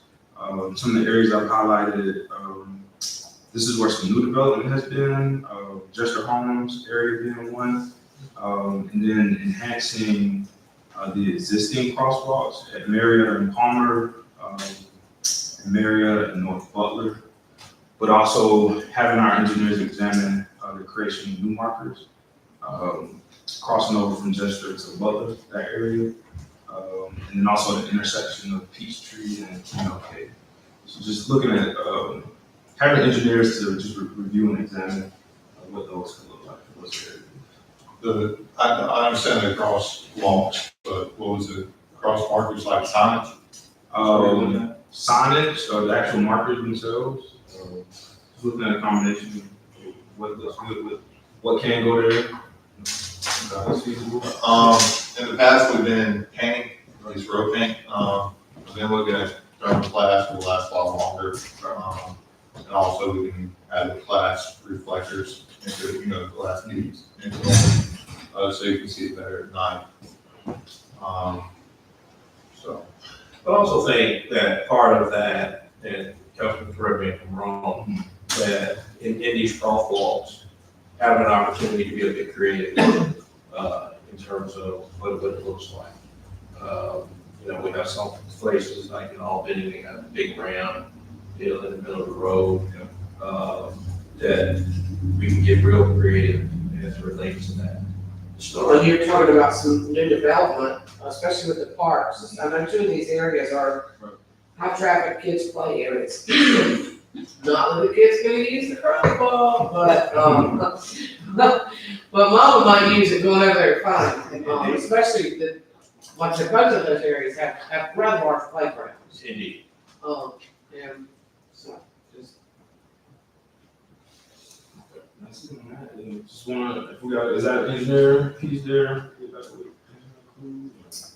This, for the design piece of crosswalks, it'll be fine. We're not gonna have it here on the ground, but we can, contract that out to the team that does. Yeah. It'll be fine with the contractors. We want to do the interior for it. And any of the signage for crosswalks, that's listed in the road signage manual that we have. So we do that. Maybe some engineering related to the sidewalks, potentially, for the improvements, over there. Are you saying that they're broken, or they need to be wider, or we need to add some? No, where is this area? I thought, and I may have heard you wrong, I thought you mentioned sidewalks. No, these are just the existing crosswalks. Crosswalks. Already. Guys. And again, that's what I was talking about in the German class with the glass beads on it, along with, some stop bars around town. Just have more visibility on them at night as well, not just daytime. That concludes my piece on the roadway. Appreciate that. Yes, sir. Thank you. All right. Item 7, dinner and blanc. So council, as you're aware, this would be year 3 for dinner and blanc. Last year, we had a budget, and even though we put money in the budget for economic development and some of the entertaining aspect of it, and events rather, dinner and blanc, even though I believe it's inherent in the economic development piece, if you will, is not listed as one of the events on the budget. And I think what we've been doing is using, that was incorporated in the economic development deal. But I think with the 3rd year and this thing getting stronger every year, that it's time for us to identify that and make sure that they have a very specific budget with a very specific that when Cheryl and Melinda are cutting checks and this type of thing, they have a very specific line item that they can associate this with, other than just the economic development piece. So council, what I'm gonna ask is, and last year that budget was $15,000. What I'm gonna ask is that it's the same $15,000, but to authorize it verbally without having to say we're just going to economic development to do that, just to call it what it is. So before I ask for a motion, just want to see any thoughts out there related to that. So this just essentially listing dinner and blanc in the budget? Absolutely, or authorizing the $15,000 for dinner and blanc to come from economic development. How many people attend? So first year, let's call it 80. Second year, we had nearly 200 folks out here. And we suspect it'll be The larger this year. city puts on this, I'm just not, all I've seen is a picture that is back. Sure. That's what I'm asking. Sure. Alright. So, how do you get to go? I'm sorry, How do you get to go? buy a ticket. So. So if class of I'm 90 buying a ticket, where's $15,000 for? Okay, so. Okay, I'm just asking. You're more, you're great, no problem. So Class of 99 is the organizer of it, through their nonprofit. The proceeds from the sale of the tickets go to, scholarship. The $15,000 is the city sponsoring to put the event on. So we basically are partnering with Class of 99 to bring Darren Blanc to the city of Camilla. And what we're hoping and what we're showing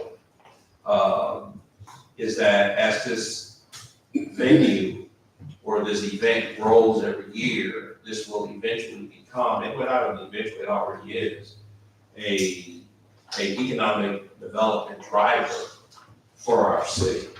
So we are the sponsors, Class of 99 are the organizers.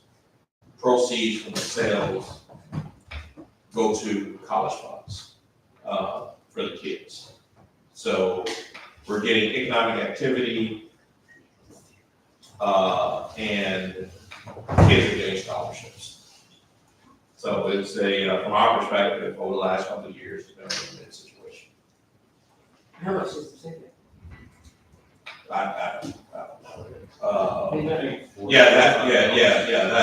That is something that is held by the Class of 99, but they sold out. Whatever. And even though we are giving the $15,000. That's your class. No, that's not. Even though they're giving, the city is giving $15,000, it may cost them $30,000 or $35,000 to promote this thing. I'm just throwing some numbers out there, but they do their thing for us, making sure the event is successful. They get musicians, they have violinists last year, which was amazing. And they just do different things, and vendors are there, so, it's a win-win situation. I just, like I said, all I see is the pictures in the newspaper, and I just wanted to ask. Yeah, and I'm glad you asked that, because I think for us, we want to make sure that we're telling our story. Because we cannot depend on newspapers and others to tell our story on what it is that we are doing and why we're doing it for the city. And I'm going to be getting to that in a little bit, but yeah. So Class 99 is organizer, we're sponsor. And I think the 15,000 should be spread around for a better purpose other than, we've got more than Class 99 million for those roads. I doubt it takes these people real there anyway. But I think for the citizens, that 15,000 could be spread over the 5,000 or less people to live here and get more benefit. Now, I hope everybody heard that.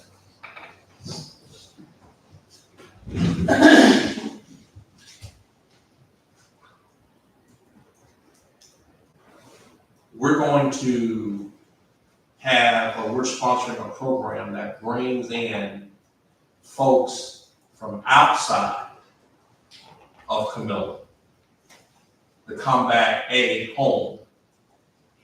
They're bringing their Atlanta dollars, their Florida dollars, and bringing them back to Camilla. From an economic development standpoint, that is an awesome thing. As it relates to other folks and other events, what I would submit, name it. Yes. Make a motion. I mean, this is not some one-off, if you will. If there's another class out there that folks are aware of and that they've done the stuff that Class of 99 have done, and again, this is Class of 99 through an arm of their nonprofit, by the way, then folks can make motions.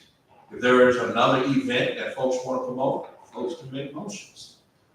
So there's nothing stopping, spreading it around or whatever the case may be. That just requires a motion. Yes, sir.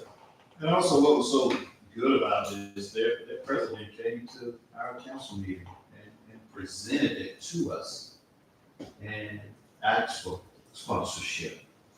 You know, and that was, and like I say, anybody can do that. Any organization can do it. It's just up to the folks sitting around here to say, okay, we will do this. So any organization, nonprofit organization can do it. So, are you about it? Absolutely. And to Mayor Pro Tem's point, the very first one, we're invited to come have a look.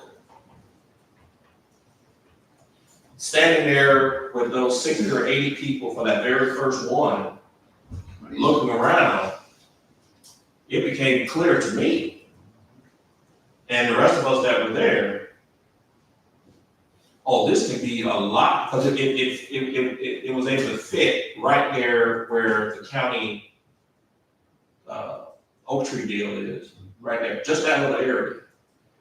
Last year, we took up all of Harney Street on that side.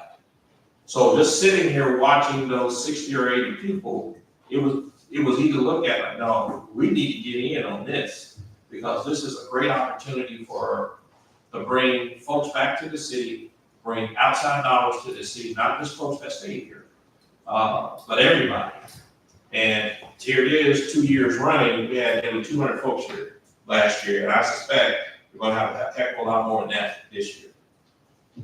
So to your point, Mr. Mayor Pro Tem, this all started with a simple invite from the council to come and have a look. It was amazing. All right. Any other comments?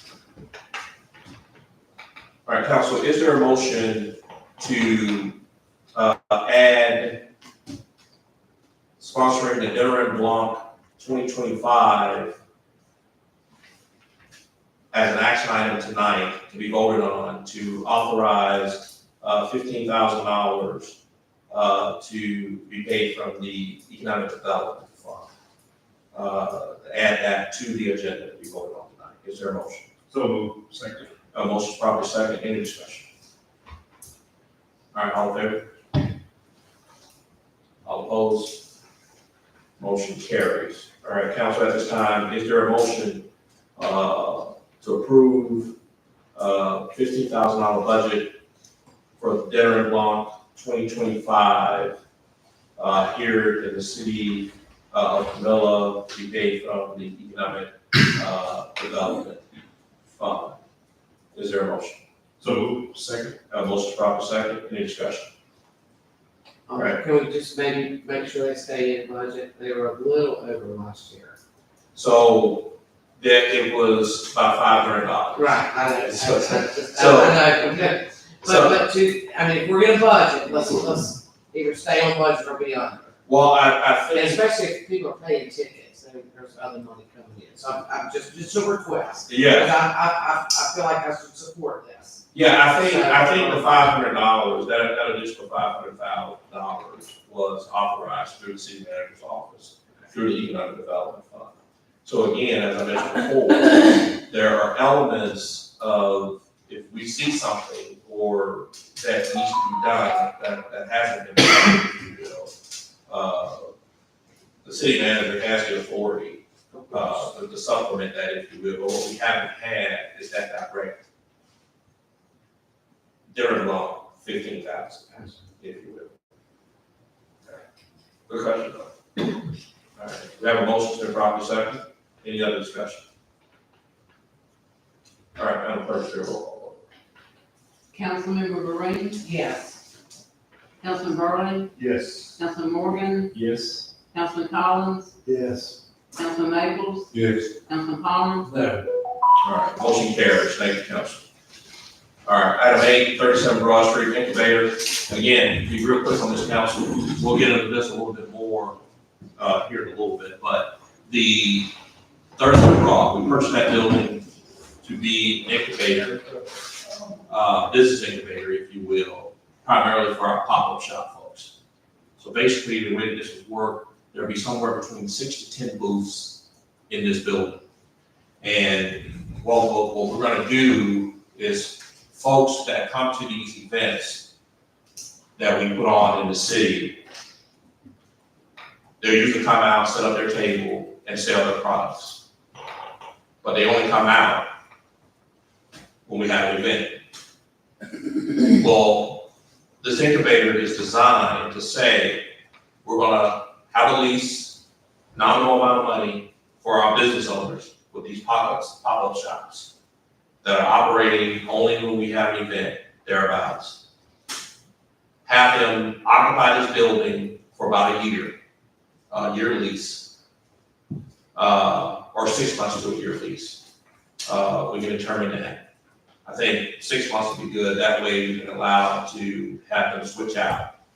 And basically, what they will do, let's say you sell, for instance, paparazzi or whatever the case may be, or you sell cakes. You will come in your booth that you have a lease for, that you pay for a monthly, or $50 or whatever the case may be. We will have a code on the doors similar to what you got at the depot. Instead of waiting for an event, this pop-up shop entrepreneur can call their fans that buy their products and say, hey, I'm open today, downtown Camilla. I'll be here from 8 to noon. Come out and buy my red velvet cake, come out and buy my paparazzi, or whatever the case may be. And because they will have their own individual code and come in and come, well, I mean, we'll tell them, you know, everybody got to be out of there by 10 o'clock, whatever, at night, and you can't start before 8. But they can come in there and have a pop-up shop anytime they want to. And because a lot of these folks have a following, the idea is we don't have to wait for City Trend or anybody else to come back downtown. We have, I would argue, at least 20 entrepreneurs in this town and in this county that are just looking for a way to sell their product, but they don't have a roof to do it. And if we're lucky, hence the term incubator, this business owner will be able to grow enough of their business to where they will graduate or outgrow the incubator, come out of that building, and maybe rent a building on their own to do what they need to do, hence the 6-month turnaround. You give everybody an opportunity to come in and out. We are then generating our own foot traffic downtown without having to wait for City Trends or Forever 21 or somebody to come back to downtown. We've got entrepreneurs in the city right now that have a good following. And if we play this right, we're going to have foot traffic galore downtown. What's currently inside the building now? Nothing. It's just open space. Open space. So you would partition off? Yes. It'll be classy though. It'll be nice. The model, and I would love to say that City of Camilla has admitted that, but there are cities already that already have this model. I think Dawsonville. Yeah, Dawsonville.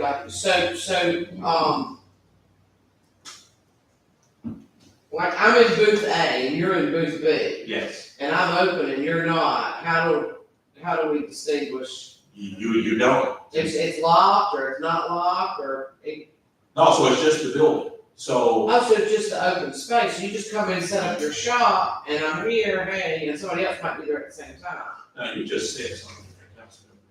You just said something there. And maybe the idea is the amount of space, because to your point, they want to bring their own table. Yeah, so I'm just asking, you know. That's, the idea was that we would create the partition. Gotcha. So it's nothing that locks off. So No. You don't bring your stuff and keep it there. No, what You just you bring can. your stuff, your table might say, but it might not be there when you get back. I don't know. Yeah, for 6 months, you can bring your stuff there and let it stay there. And because everybody has a code, you just can't walk in the building. Right, but again, you wouldn't want to leave your stuff in there. That's up to that owner. I got you. Yeah, Well, yeah. actually, in Knoxville, they have someone that manages the store and everything. They have you enough purchase- stuff in there. Everything you purchase is coded, so Cheryl's number 10, when they ring it up, I look to see, and it's coded 10, and then it comes back to. Yeah, Same as the big store. Like a big shop. And places, there's, yeah. I mean, it works. They've been very successful, and their downtown development authority established that, they all building and set that up, and they want to look at it. Okay. Yeah, this is, I think this would be a great opportunity, but So you need to set up a lease for. for each booth, absolutely. So each booth will have its own lease. We Roughly need some petitions. these partitions, and it may be just knee high, if you will. And again, the beauty is, and how this benefits us, is that the person that sells the red velvet cake can put out on her Facebook page, I'm open today from 8 to 10, everybody. Right. And her following shows up. And it just may be her there from 8 to 10. But we may have a paparazzi person that's coming in too, and get their individual followers to come. So we are promoting downtown, and the city of Cabela doesn't have to lift a finger. It's all organic. We just gotta have some petitions. Just gotta have some petitions and And a code system. a code system, absolutely. All right. And that's all easy stuff. Right. And in terms of, getting that done logistically, I'll touch on that here in a second. We're gonna talk about me and trust here in a second. And share some news with you guys today. So again, nothing to vote on, this evening.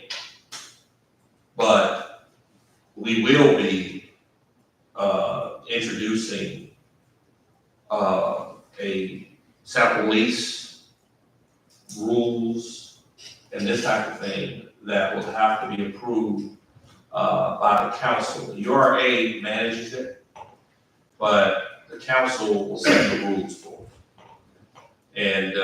And again, the idea is to get us 6 to 10 entrepreneurs selling products and bringing foot traffic downtown. Yeah. Yes, sir, please. Yes, sir. What if, like A, selling cake and B was selling cake too, or you have that, they wanna do it? Now, see, council member, great question.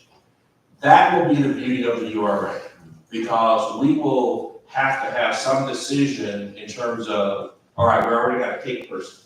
So cake person A will get you on the second 6 months, because we don't want another cake person next to you. You know what I mean? So to your point, the idea will have an assortment of folks, so that there's no competition. That way. Yes, sir. Great.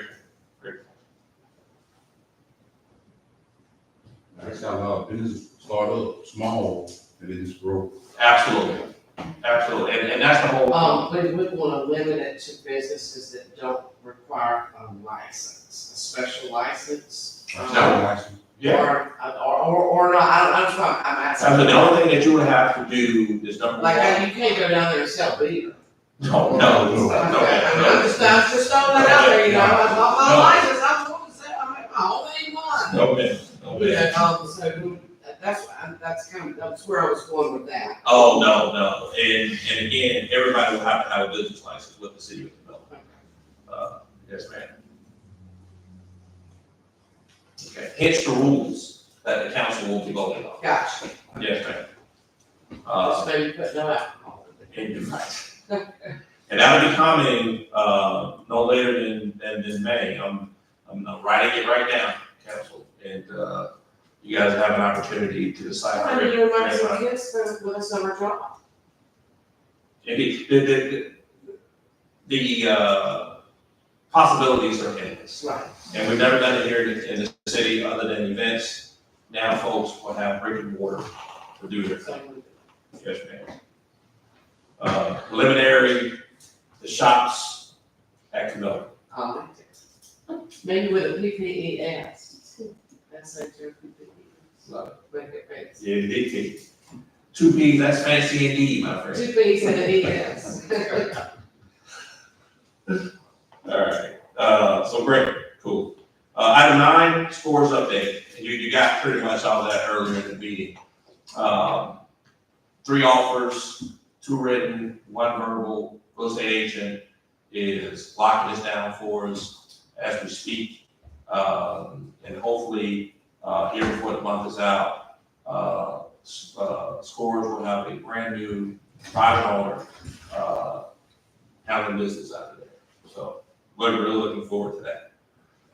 Cabela Tourism, GACDB membership, and I want to share this with you. Councilor G. Okay.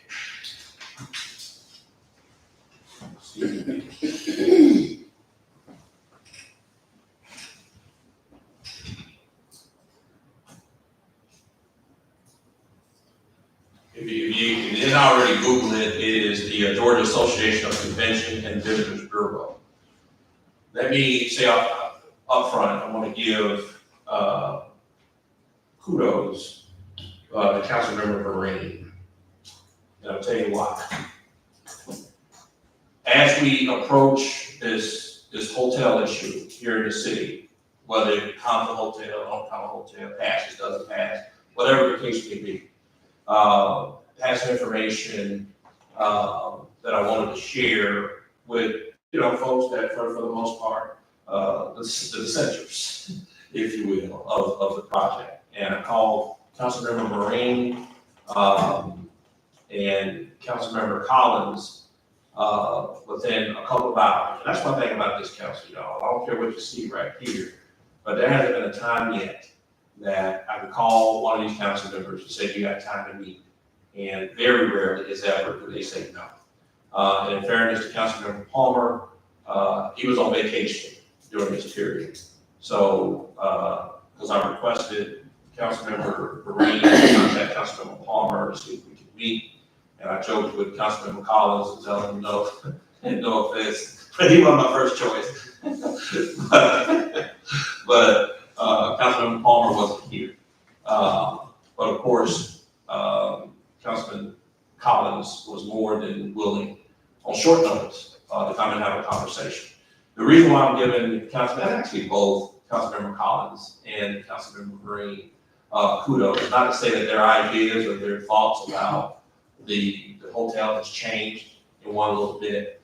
But we was actually sitting here, just us three, and having a conversation. And Councilmember Vereen displayed a level, and both obviously, but it was something that Councilmember Vereen said that, in my mind, is what legislation is and what legislating is. And that is, this hotel probably will pass, not that I agree with it, but if it does, how are we going to get the people here? Ladies and gentlemen, that's legislating.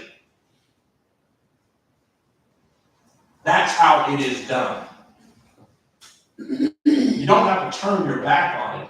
If you believe that you will be in the dissenting group, how can I add value to the conversation at least?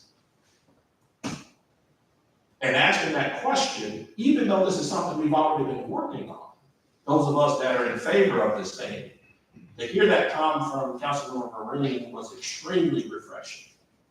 All right, you bring it, how you gonna get folks here? And the conversation basically lasted, if we get a hotel here, it's gonna take 18 months to 2 years to build the thing. What can we do in that time period to get folks knowing about it and learning about it? You see that? It won't get built tomorrow, but in the 18 months that it will be, what are we doing in those 18 months to ensure people are in the rooms? We can control that. And based off that conversation, I left out of here on a mission that took me all the way to Duluth, Georgia, to figure out what are some of the things we can do. One of the things we can do is join this organization. This is the State's Association for Convention and Visitors Bureau. Ladies and gentlemen, what I've learned outside of Dinner and Blum, Nat that event, you got people coming to this state for conventions of pastors. The Boppers Association of America. I don't know if that's a real deal or not. I'm just assuming. The Meat Packers of America. These folks are forever looking for places to have their conventions and their meetings. And many of them start right here with these folks. What I'm asking council, or what I will be asking for, is that we join this organization. And here's the view. For a maximum, for what we need, of $500 per year, we get access to this information. And the people that are looking for these spaces will know that we exist. And over the course, over the next year and a half or 2 years, regardless of how the hotel thing turns out, we still need people in this town to come visit. This is a great place to start because regionalism is real. You got folks in Thomasville doing awesome things. You got folks in Albany doing awesome things. You got folks up in America doing awesome things. Regionally, we can take advantage of that. America has a thing called Brew and Q, where they have craft beers and barbecue. Here's the kicker. They make the beer mug, the glass beer mug, on site. They spin the glass right there in front of you. And you take your mug and you test some of the craft beers. And trust me, everything doesn't have to be related to alcohol. But my point is, you get that and you get you some good barbecue. Looking for partners to do that. So they don't have to do this organic. They bring the glass guy in. So the glass guy can come down here and do it right here in Miller Broad or on Scott. That's just one idea. There are hundreds of ideas and folks that we can meet and interact with by becoming a member of the Georgia Association of Convention and Visitors Bureaus. I had the pleasure just last week to be the director.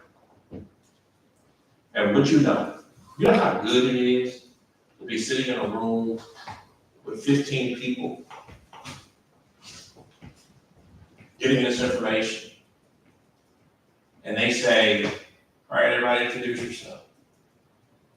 Blah, blah, blah, blah. Kevin Owens, Mayor, City of Camilla. Congratulations on your Plan First designation.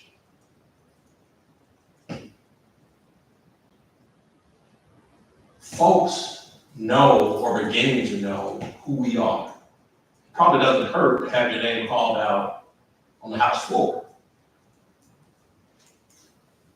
But we are primed to do some special stuff in this town, everybody. We really are. And the fact that Jessica is still sitting here is amazing. We'll give you about 2 or 3 gold songs. Al says he wants some overtime. So council, this thing ranges from $175 to all the way up there. But I think for what we need is going to be somewhere in that sweet spot, 175 to 500, depending on our membership level. And what I will ask for tonight is for us to authorize staff to go ahead and start identifying what that level will be for us, and to get our information in here. To include, I got the information from so I'm having direct conversations with the director of Film Ready for the state of Georgia. So we're going to go ahead and get our pictures of Camilla ready to go because movies are still being made in this state. But nobody knows that we're here with some great stuff down here. We got a whole full-grown stadium. Why can't you film your portion of the football team here in Camilla? So I have their information. Sheriff Ford took the picture of the director of the state's aerospace systems for the state of Georgia. He sat right there in that seat 10 days ago.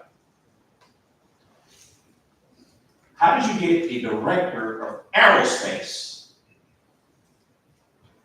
to come to Camilla, Georgia, to talk about drones and your airport? Oh, because I went to Augusta a month ago and told them that the city of Camilla is ready for this new technology and unmanned flight. Excuse me, Mayor. Yes, sir. Where are you from? Camilla. We have companies all the time looking for spaces like that. Oh, yes, sir. You can find us online. No.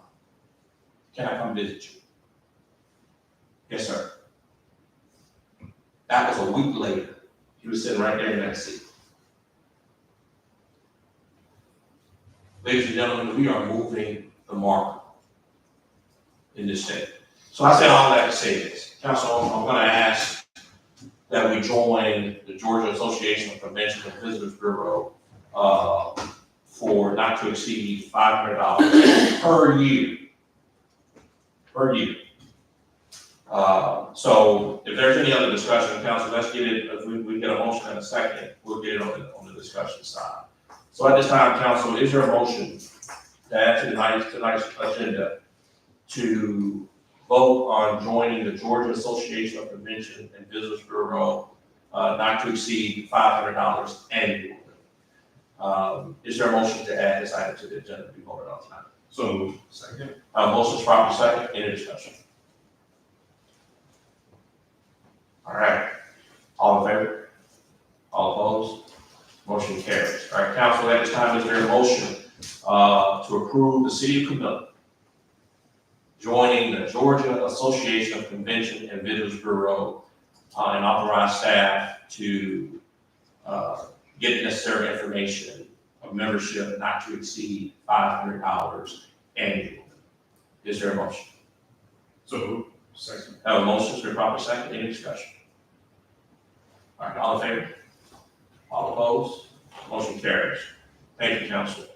It's going to be huge for us. Seniors Program, number 11, Mr. Mayor Pro Tem. All right, good evening once again, everyone. Dealing with our seniors, it always has been a passion for me to help our seniors out. I'm very pleased to say that this council has been very gracious in helping our seniors. We have done a lot of things with church organization and also our last event we had with Savannah Court, partnering with them. And it has been very rewarding for our seniors. I have a lot of seniors come to me, "Well, are you still working on those programs? Are you still doing this? Are you still doing that? We need somewhere to congregate. We need something to do as seniors." And my goal is to make that happen. And we are in the process of doing this.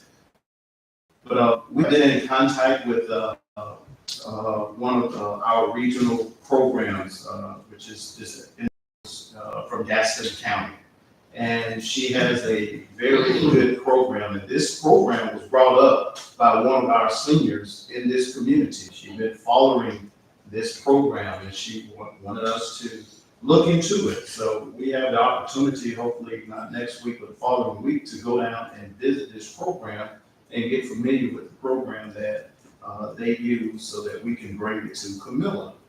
Now, I'm very pleased to say next month we will be partnering with Mrs. Scarlett Wimberly to have a sneaker ball for our elderly seniors. And want to thank her for volunteering and to be able to organize this sneaker ball. And this sneaker ball will be held at our depot here in Camilla. I think the tentative date is May the 30th. And we look forward to, as a city, to be able to come up with a budget so that we can know how we are going to fund this event. And also, we are looking to kind of budgetize this to become an annual event for our seniors on an annual basis. Just give them something to do. And I yield back to you, Mr. Mayor. If anyone have any comments, you can look to, at this time you can ask. Indeed. Appreciate that, Mr. Mayor Pro Tem. Any questions, council? Regarding this? Yes, sir. Is there an age range on the senior? Say, your mama, she come. You're not old enough. I don't think you're old enough. And I think seniors will range from what, 55 on up? Is that? You're not old enough. Senior range? So we I did- know, look, you might not get together, man. I think traditionally what we've done, especially with the program over at Savannah Court, was 60 and above. 60, yes, sir. And it'd be great. And I think Mayor Pro Tem touched on the gas piece, which is for us to come up with something weekly for our seniors, and identify a budget for that. But we know that that'll be happening in the depot. So, Ms. Mayor Pro Tem, appreciate your leadership on that, sir. And also I want to just thank all the seniors that reach out to me. And just want to let you know that we do hear you. And we're trying to make some things work for our seniors. Indeed. All right. Any other questions?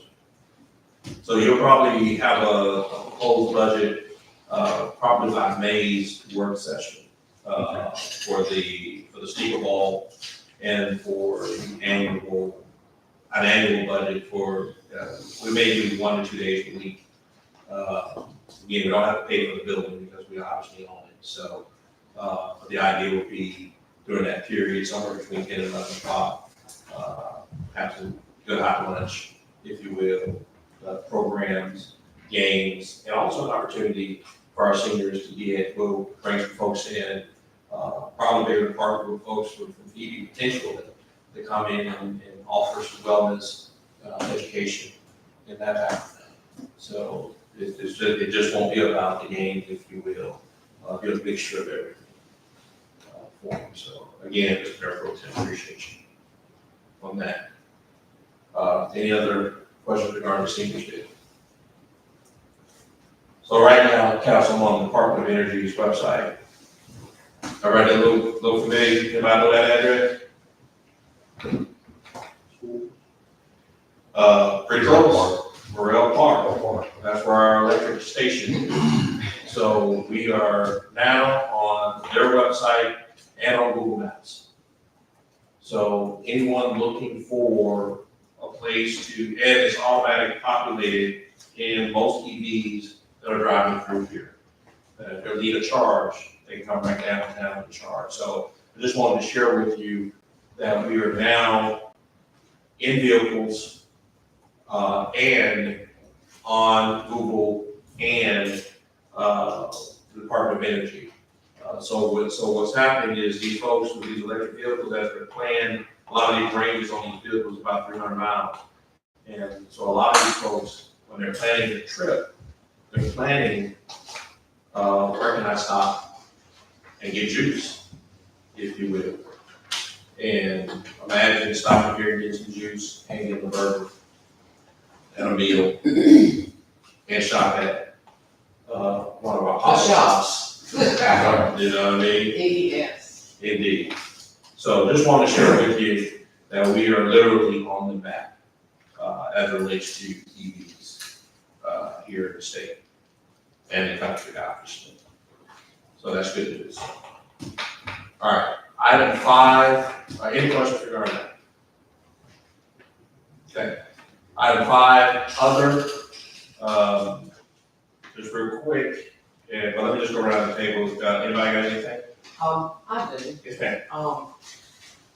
And I don't know if this has been done before, but, I would like to, in our monthly reporting, perhaps if not monthly, but at a minimum quarterly, that we perhaps could get a budget and expenses sheet, akin to what we have now, but it has, okay, here's the budget. And of course, this is April, so it would probably not be realistic to go back to March, but perhaps at least from February, month prior. Yes, ma'am. So in our report, it would be, okay, so here's the budgeted amount, here's the amount spent in February, amount spent fiscal year to date. And if that's not, at least at a minimum quarterly, and I know we've been through a quarter of this fiscal year, so that we can kind of, that it sure would make it easier for the next round of budgeting if we knew who's spending what and how much, and maybe this one needs more money, but, or less. But I don't know if that's an option, but I thought I would mention it. Cheryl Ford is 500 miles ahead of you. She. Well, you know, she emails me before I even ask, so I don't doubt it one bit. You should see that report. I just want to get some clarity on some things that caught my eye before I push it out to y'all, because if y'all ask me and I don't know, then. Gotcha. Well, thank you, Sharon. Like I said, you read my mind before you even ask a I'm question. sorry that in April, just, you know, 'cause it was hard, I mean, we had a lot going on this year. And I'm like, you know, where's all this money gonna come from? So, yeah, I do have them, and I will get it to you, but there's a couple of questions I just need clarity. Well, again, it may be too much to ask for monthly, but at a minimum quarterly. At a minimum. And that's typically what it was. Okay. It was typically quarterly. Okay. Yes, ma'am. All right, well, thank you. I appreciate it. Indeed. I have something. Yes, sir. I don't know who I would address it to, maybe Luke. Do you have any updates on the, abandoned properties? The ones that I'm referring to are on Ellis and Deacon, right there on the corner. Also on Ellis and, Church Street. There's, 2 properties. I know the properties you talked of, I don't have an update on it. I'm aware of those properties. I've got stubs, identifying, we're gonna prioritize. Okay. And then we're gonna see if our city attorney can help us. It's a legal process. It's gonna require attorney help. I don't know if it'd be better to get somebody that's more local to help me versus somebody here and saying, I can't figure that out yet, but I know exactly, that was at the top of the list on Ellis. Yeah, and I'm getting phone calls, you know, I I have know that. elderly Back in the citizens house over call. there, and they're constantly calling me, what are you gonna do about this property over here? And it is an eyesore, one of them is an eyesore, I think the tree is growing up in one of them. And then the other one, right there on Beacon and Ellis, you know, you can't see anything, you know, it's grown up. So, just. We've got about 5 identified that definitely are at condemnation stage. I mean, they're past repair. But are the taxes being paid on the property?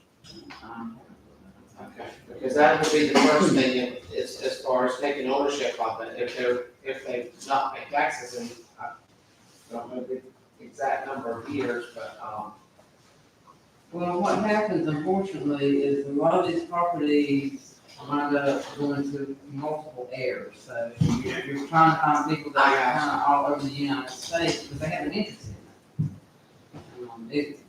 It is a legal process and sometimes it can be lengthy depending on who has actual ownership of it. But trust me, we're working on it. You can talk studs on the side and they'll say, yes, sure, I'm looking at that. Now, my next question is this right here, is, while we're waiting to resolve those issues, the grass is constantly growing, who would be responsible for that? Can we kind of assist in doing that a little bit? So, I mean, and attach that to the taxes or whatever, assess that to them? Yeah. Yeah, because, the property is growing up and now it's, it's springtime, summertime. Mhm.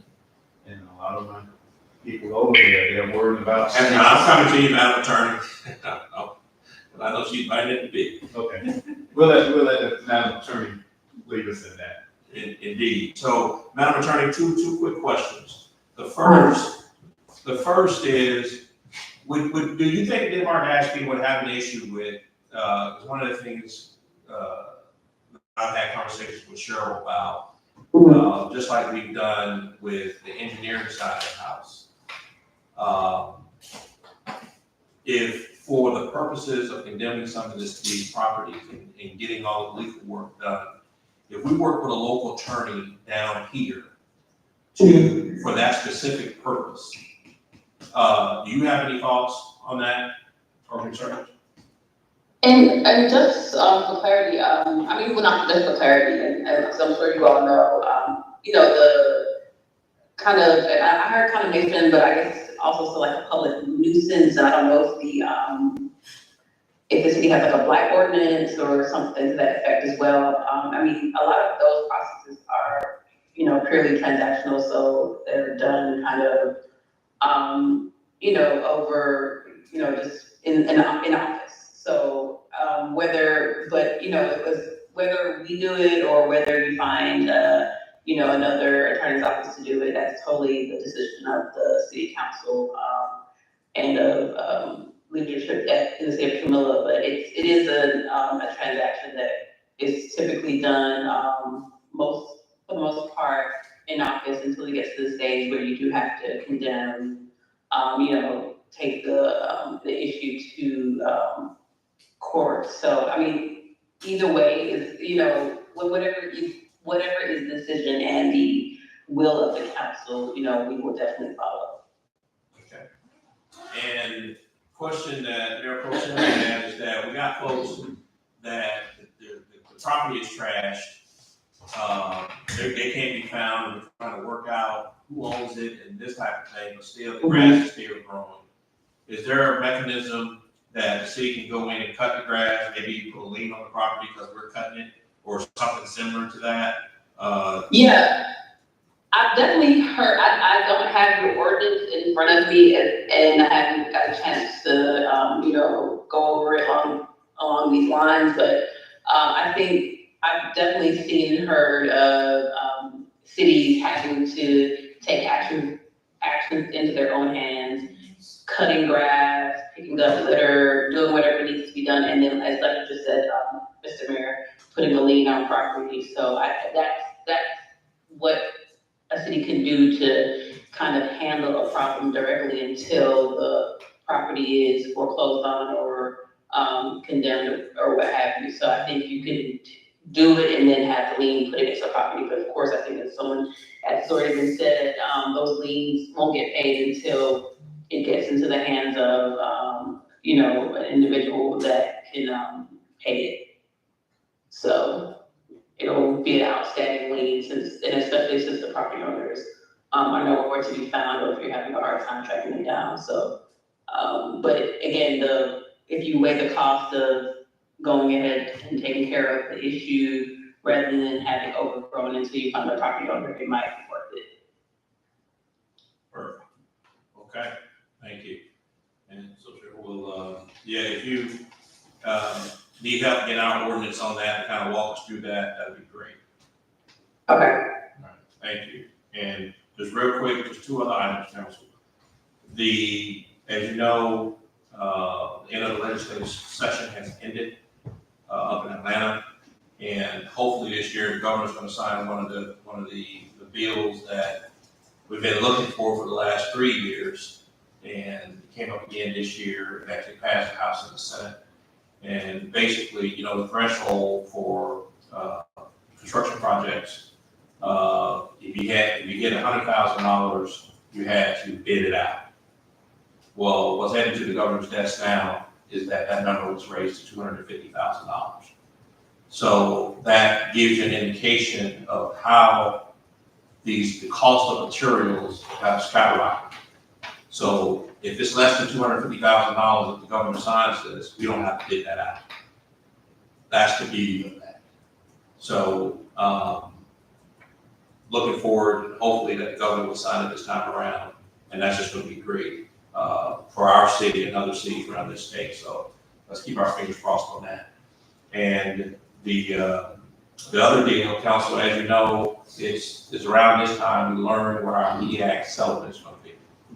Year in. How much money is going back to the citizens of Miller? Well, we got that number this morning. And I'm just curious, anybody want to take a guess? Used to be about 300,000, then it went to 5, I think the most we got was a little over 600,000. Anybody want to know what's coming back for the end of the year settlement for 2024? Well, let me just share it with you. I was trying to set this thing up to do it like a promo, but everybody see that number? Nearly $1 million. We might just fix a sprinkler. Or two. And Definitely get a pump. ladies and gentlemen, we're nearly $1 million coming back to this city. And again, this is not 900 every year. This is obviously a record amount. But next year, it may be just as much, but probably at least around about 500. So in other words, what I'm saying is, every year, you're gonna get about $500,000 back. Over the next 2 years, and over the last 3 years, it's gonna be about 1.8 billion. So when we talk about these projects and getting stuff done, we have the resources. And based on, in the vein of what the council member just mentioned, here's what I'm recommending, council, is that 940,000 of this needs to come here to fix and do everything that we need to do as it relates to, I'm talking about not only what's happening now, some of the things that we put off that's in our strategic plan, things that we pull off that's in our comprehensive plan. The reason why I'm making this recommendation is because this is nearly $1 million that prior to just now, none of us was accounted for or expected. At best, $500,000. And if we use this money, obviously some of this is going back to the citizens, by the way, in form of a utility bill credit. So citizens, count on that coming your way here probably within the next quarter, especially as it gets hot this summer. So count on that. But also, we got some serious capital projects that we need to take care of. And we can pay for it. We're hoping to get grants and these types of things, but some of this stuff needs to get fixed immediately. And we have the resources to do it. It doesn't have to cost the citizens of the bill an additional red cent. They've already expended it. And here it is. Next Monday, we're going to be voting on where do we want that money to go. Bless you. And what we can tell is that we're pretty much getting the same rate. If we do Georgia Fund 1, it's about the same rate as what we're getting at MEAG. So if we bring it from MEAG, it's not going to cost us any money, if you will. But it would be here for us to use and put in a miscellaneous fund for us to start paying for these miscellaneous projects as they come about, without having to touch our general fund. And if you're wondering, the $200,000 per month that we're already paying to offset our MEAG bill, that money, remember, Council Majority, you approved that already. So that's going against our MEAG bill already every month. So that's already good for the rest of the year. So Council, what I'm gonna ask before we leave here tonight is that that we allocate $940,000 of this year-end settlement to miscellaneous projects here in the city that the council votes on. But bring it here locally. And again, we'll have the vote on that next Monday night. But tonight I'm going to ask you to vote on, we walking out of here, we know that the $940,000 is coming, will be used for that purpose. And again. But what about your credits? you guys said some credits gotta come out of that too. Oh, no, man. Oh, yeah. So So look. we better back up on the 940, maybe make it, I don't know. Oh, no, so if we bring down the 940, when we decide to, whatever, how much we're sending back to the citizens, we'll just take it from the 940. But that's not a project, so. Oh, it doesn't matter. Well, it's a miscellaneous fund. What the council votes on. So, I just. yeah, I use the term projects, Okay. meaning that there are projects that need to I get just wanted done. to be sure we set aside that other, I didn't want Oh, to no. allocate it all for something and not have that. Oh, no, I promise you, there are a couple folks on this dais that will have me doing 15 push-ups if we did not send some of this money back to the citizens. So, but I'm calling it projects because some projects are will be inside of this. But there'll be some other stuff that we'll do. The good news is the council will vote on it. So no money's gonna get expended without the council voting. Okay. Just, I you love know me, I'm like this. I love it. No, man, not a problem at all. All right, so council, at this time, is there a motion to add to tonight's agenda as an action item to allocate $940,000 from the MEAG year-end settlement to miscellaneous projects? Projects being a very general term, if you will, that will be voted on by the council to utilize. So let me clean that up. Is there a motion to authorize $940,000 of our 2024 year-end settlement from MEAG for miscellaneous projects here in the city of Camilla that will be voted on or to be decided on by the council? Is there a motion? Motion to approve. Second. I have a motion that's been properly seconded. Any discussion? Absolutely. You did put your comment, okay. Absolutely. And I'm sorry, I know you already. No, But what have you done with this money before? say it one more time. What happened with it before? Surely you get a check every year, what do you do with it? Yeah, so, You do the same thing? Is it- no, ma'am, we have not. So what have we done before? So what we've done before, actually, for about 17 years, we let it accumulate $16 million and didn't do anything with it. So it wasn't until roughly 4 So it years just ago. went into that MEAG trust? And just Now, stayed and, That's right. And what we did is we drew down for the first time $4 million for the Boys and Girls. for the Boys and Girls Club, the spray field, Right. help me out, guys. Credits, utility credits. Utility credits and economic development. All right, so And again, I'm gonna have that video next week of a certain person coming here saying, I don't think you should build the Boys and Girls Club. well, you've already seen it, man, you've already seen That's tricky. it. We've already seen it. No, you don't come here. I know. I'm all the way back, though. We've already seen it. Go ahead. You don't have to. Yes, ma'am. What are the chances of banking a little bit of it and putting the rest of it toward, instead of, the whole kit and caboodle, rainy day fund, 10%.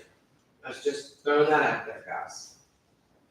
Yeah, We got a rainy day fund with you, but you never know, it might rain hard. yeah, and that's the beauty of representative government, right? Because you will vote on that. But I want to keep in mind, you have roughly almost $8 million, roughly $7 million sitting in the MEAG trust right now, Understood. which doesn't include this. Right, Yes, but ma'am. I'm a 10%, Yes, ma'am. I'm just putting that out there. Indeed. And also, remember, you got somewhere between 300,000 to 500,000 still remaining in the economic development fund. So this will be potentially about 1.2 or 1.3 million dollars. Ms. Merrick. No, I'm just gonna say, just know, it may not be that we spend it all up there. Hey, yes. You know. Sitting there. Gotcha. But we know from earlier in this meeting. We got to spend some money, it's gonna be spent. Correct. Okay, well, I'm just. No, it's perfectly fine. You pointed to me as soon as you said it. That's right. I already know. I saw it. These are the famous fingers. They do that. No more discussion. Okay. Any other discussion? I like your comment, thank you. Yes. All right, council, we have a motion, that's been properly seconded, and again, we're just adding this item to the agenda to vote on. Any other discussion? Madam Clerk, should roll call. Councilmember Green, Yes. Councilman Burley, Yes. Councilman Morgan, Yes. Councilman Collins, Yes. Councilman Maples, Yes. Councilman Palmer. Yes. All right, council, motion carries. Awesome. Now, council, is there a motion to approve allocating $940,000 from the MEAG 2024 end of year settlement for miscellaneous projects here in the city of Camilla, to be determined by the city council? Is there a motion? So move. Second. Have a motion is properly second. Any discussion? All right, Madam Clerk, your roll call.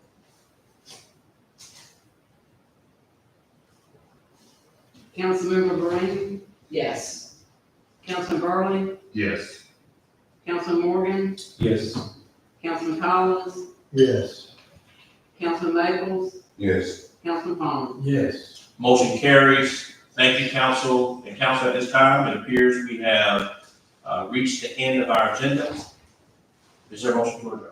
Motion to adjourn. We are adjourned. Thank you, everybody. So, motion to that, now, and I'm spending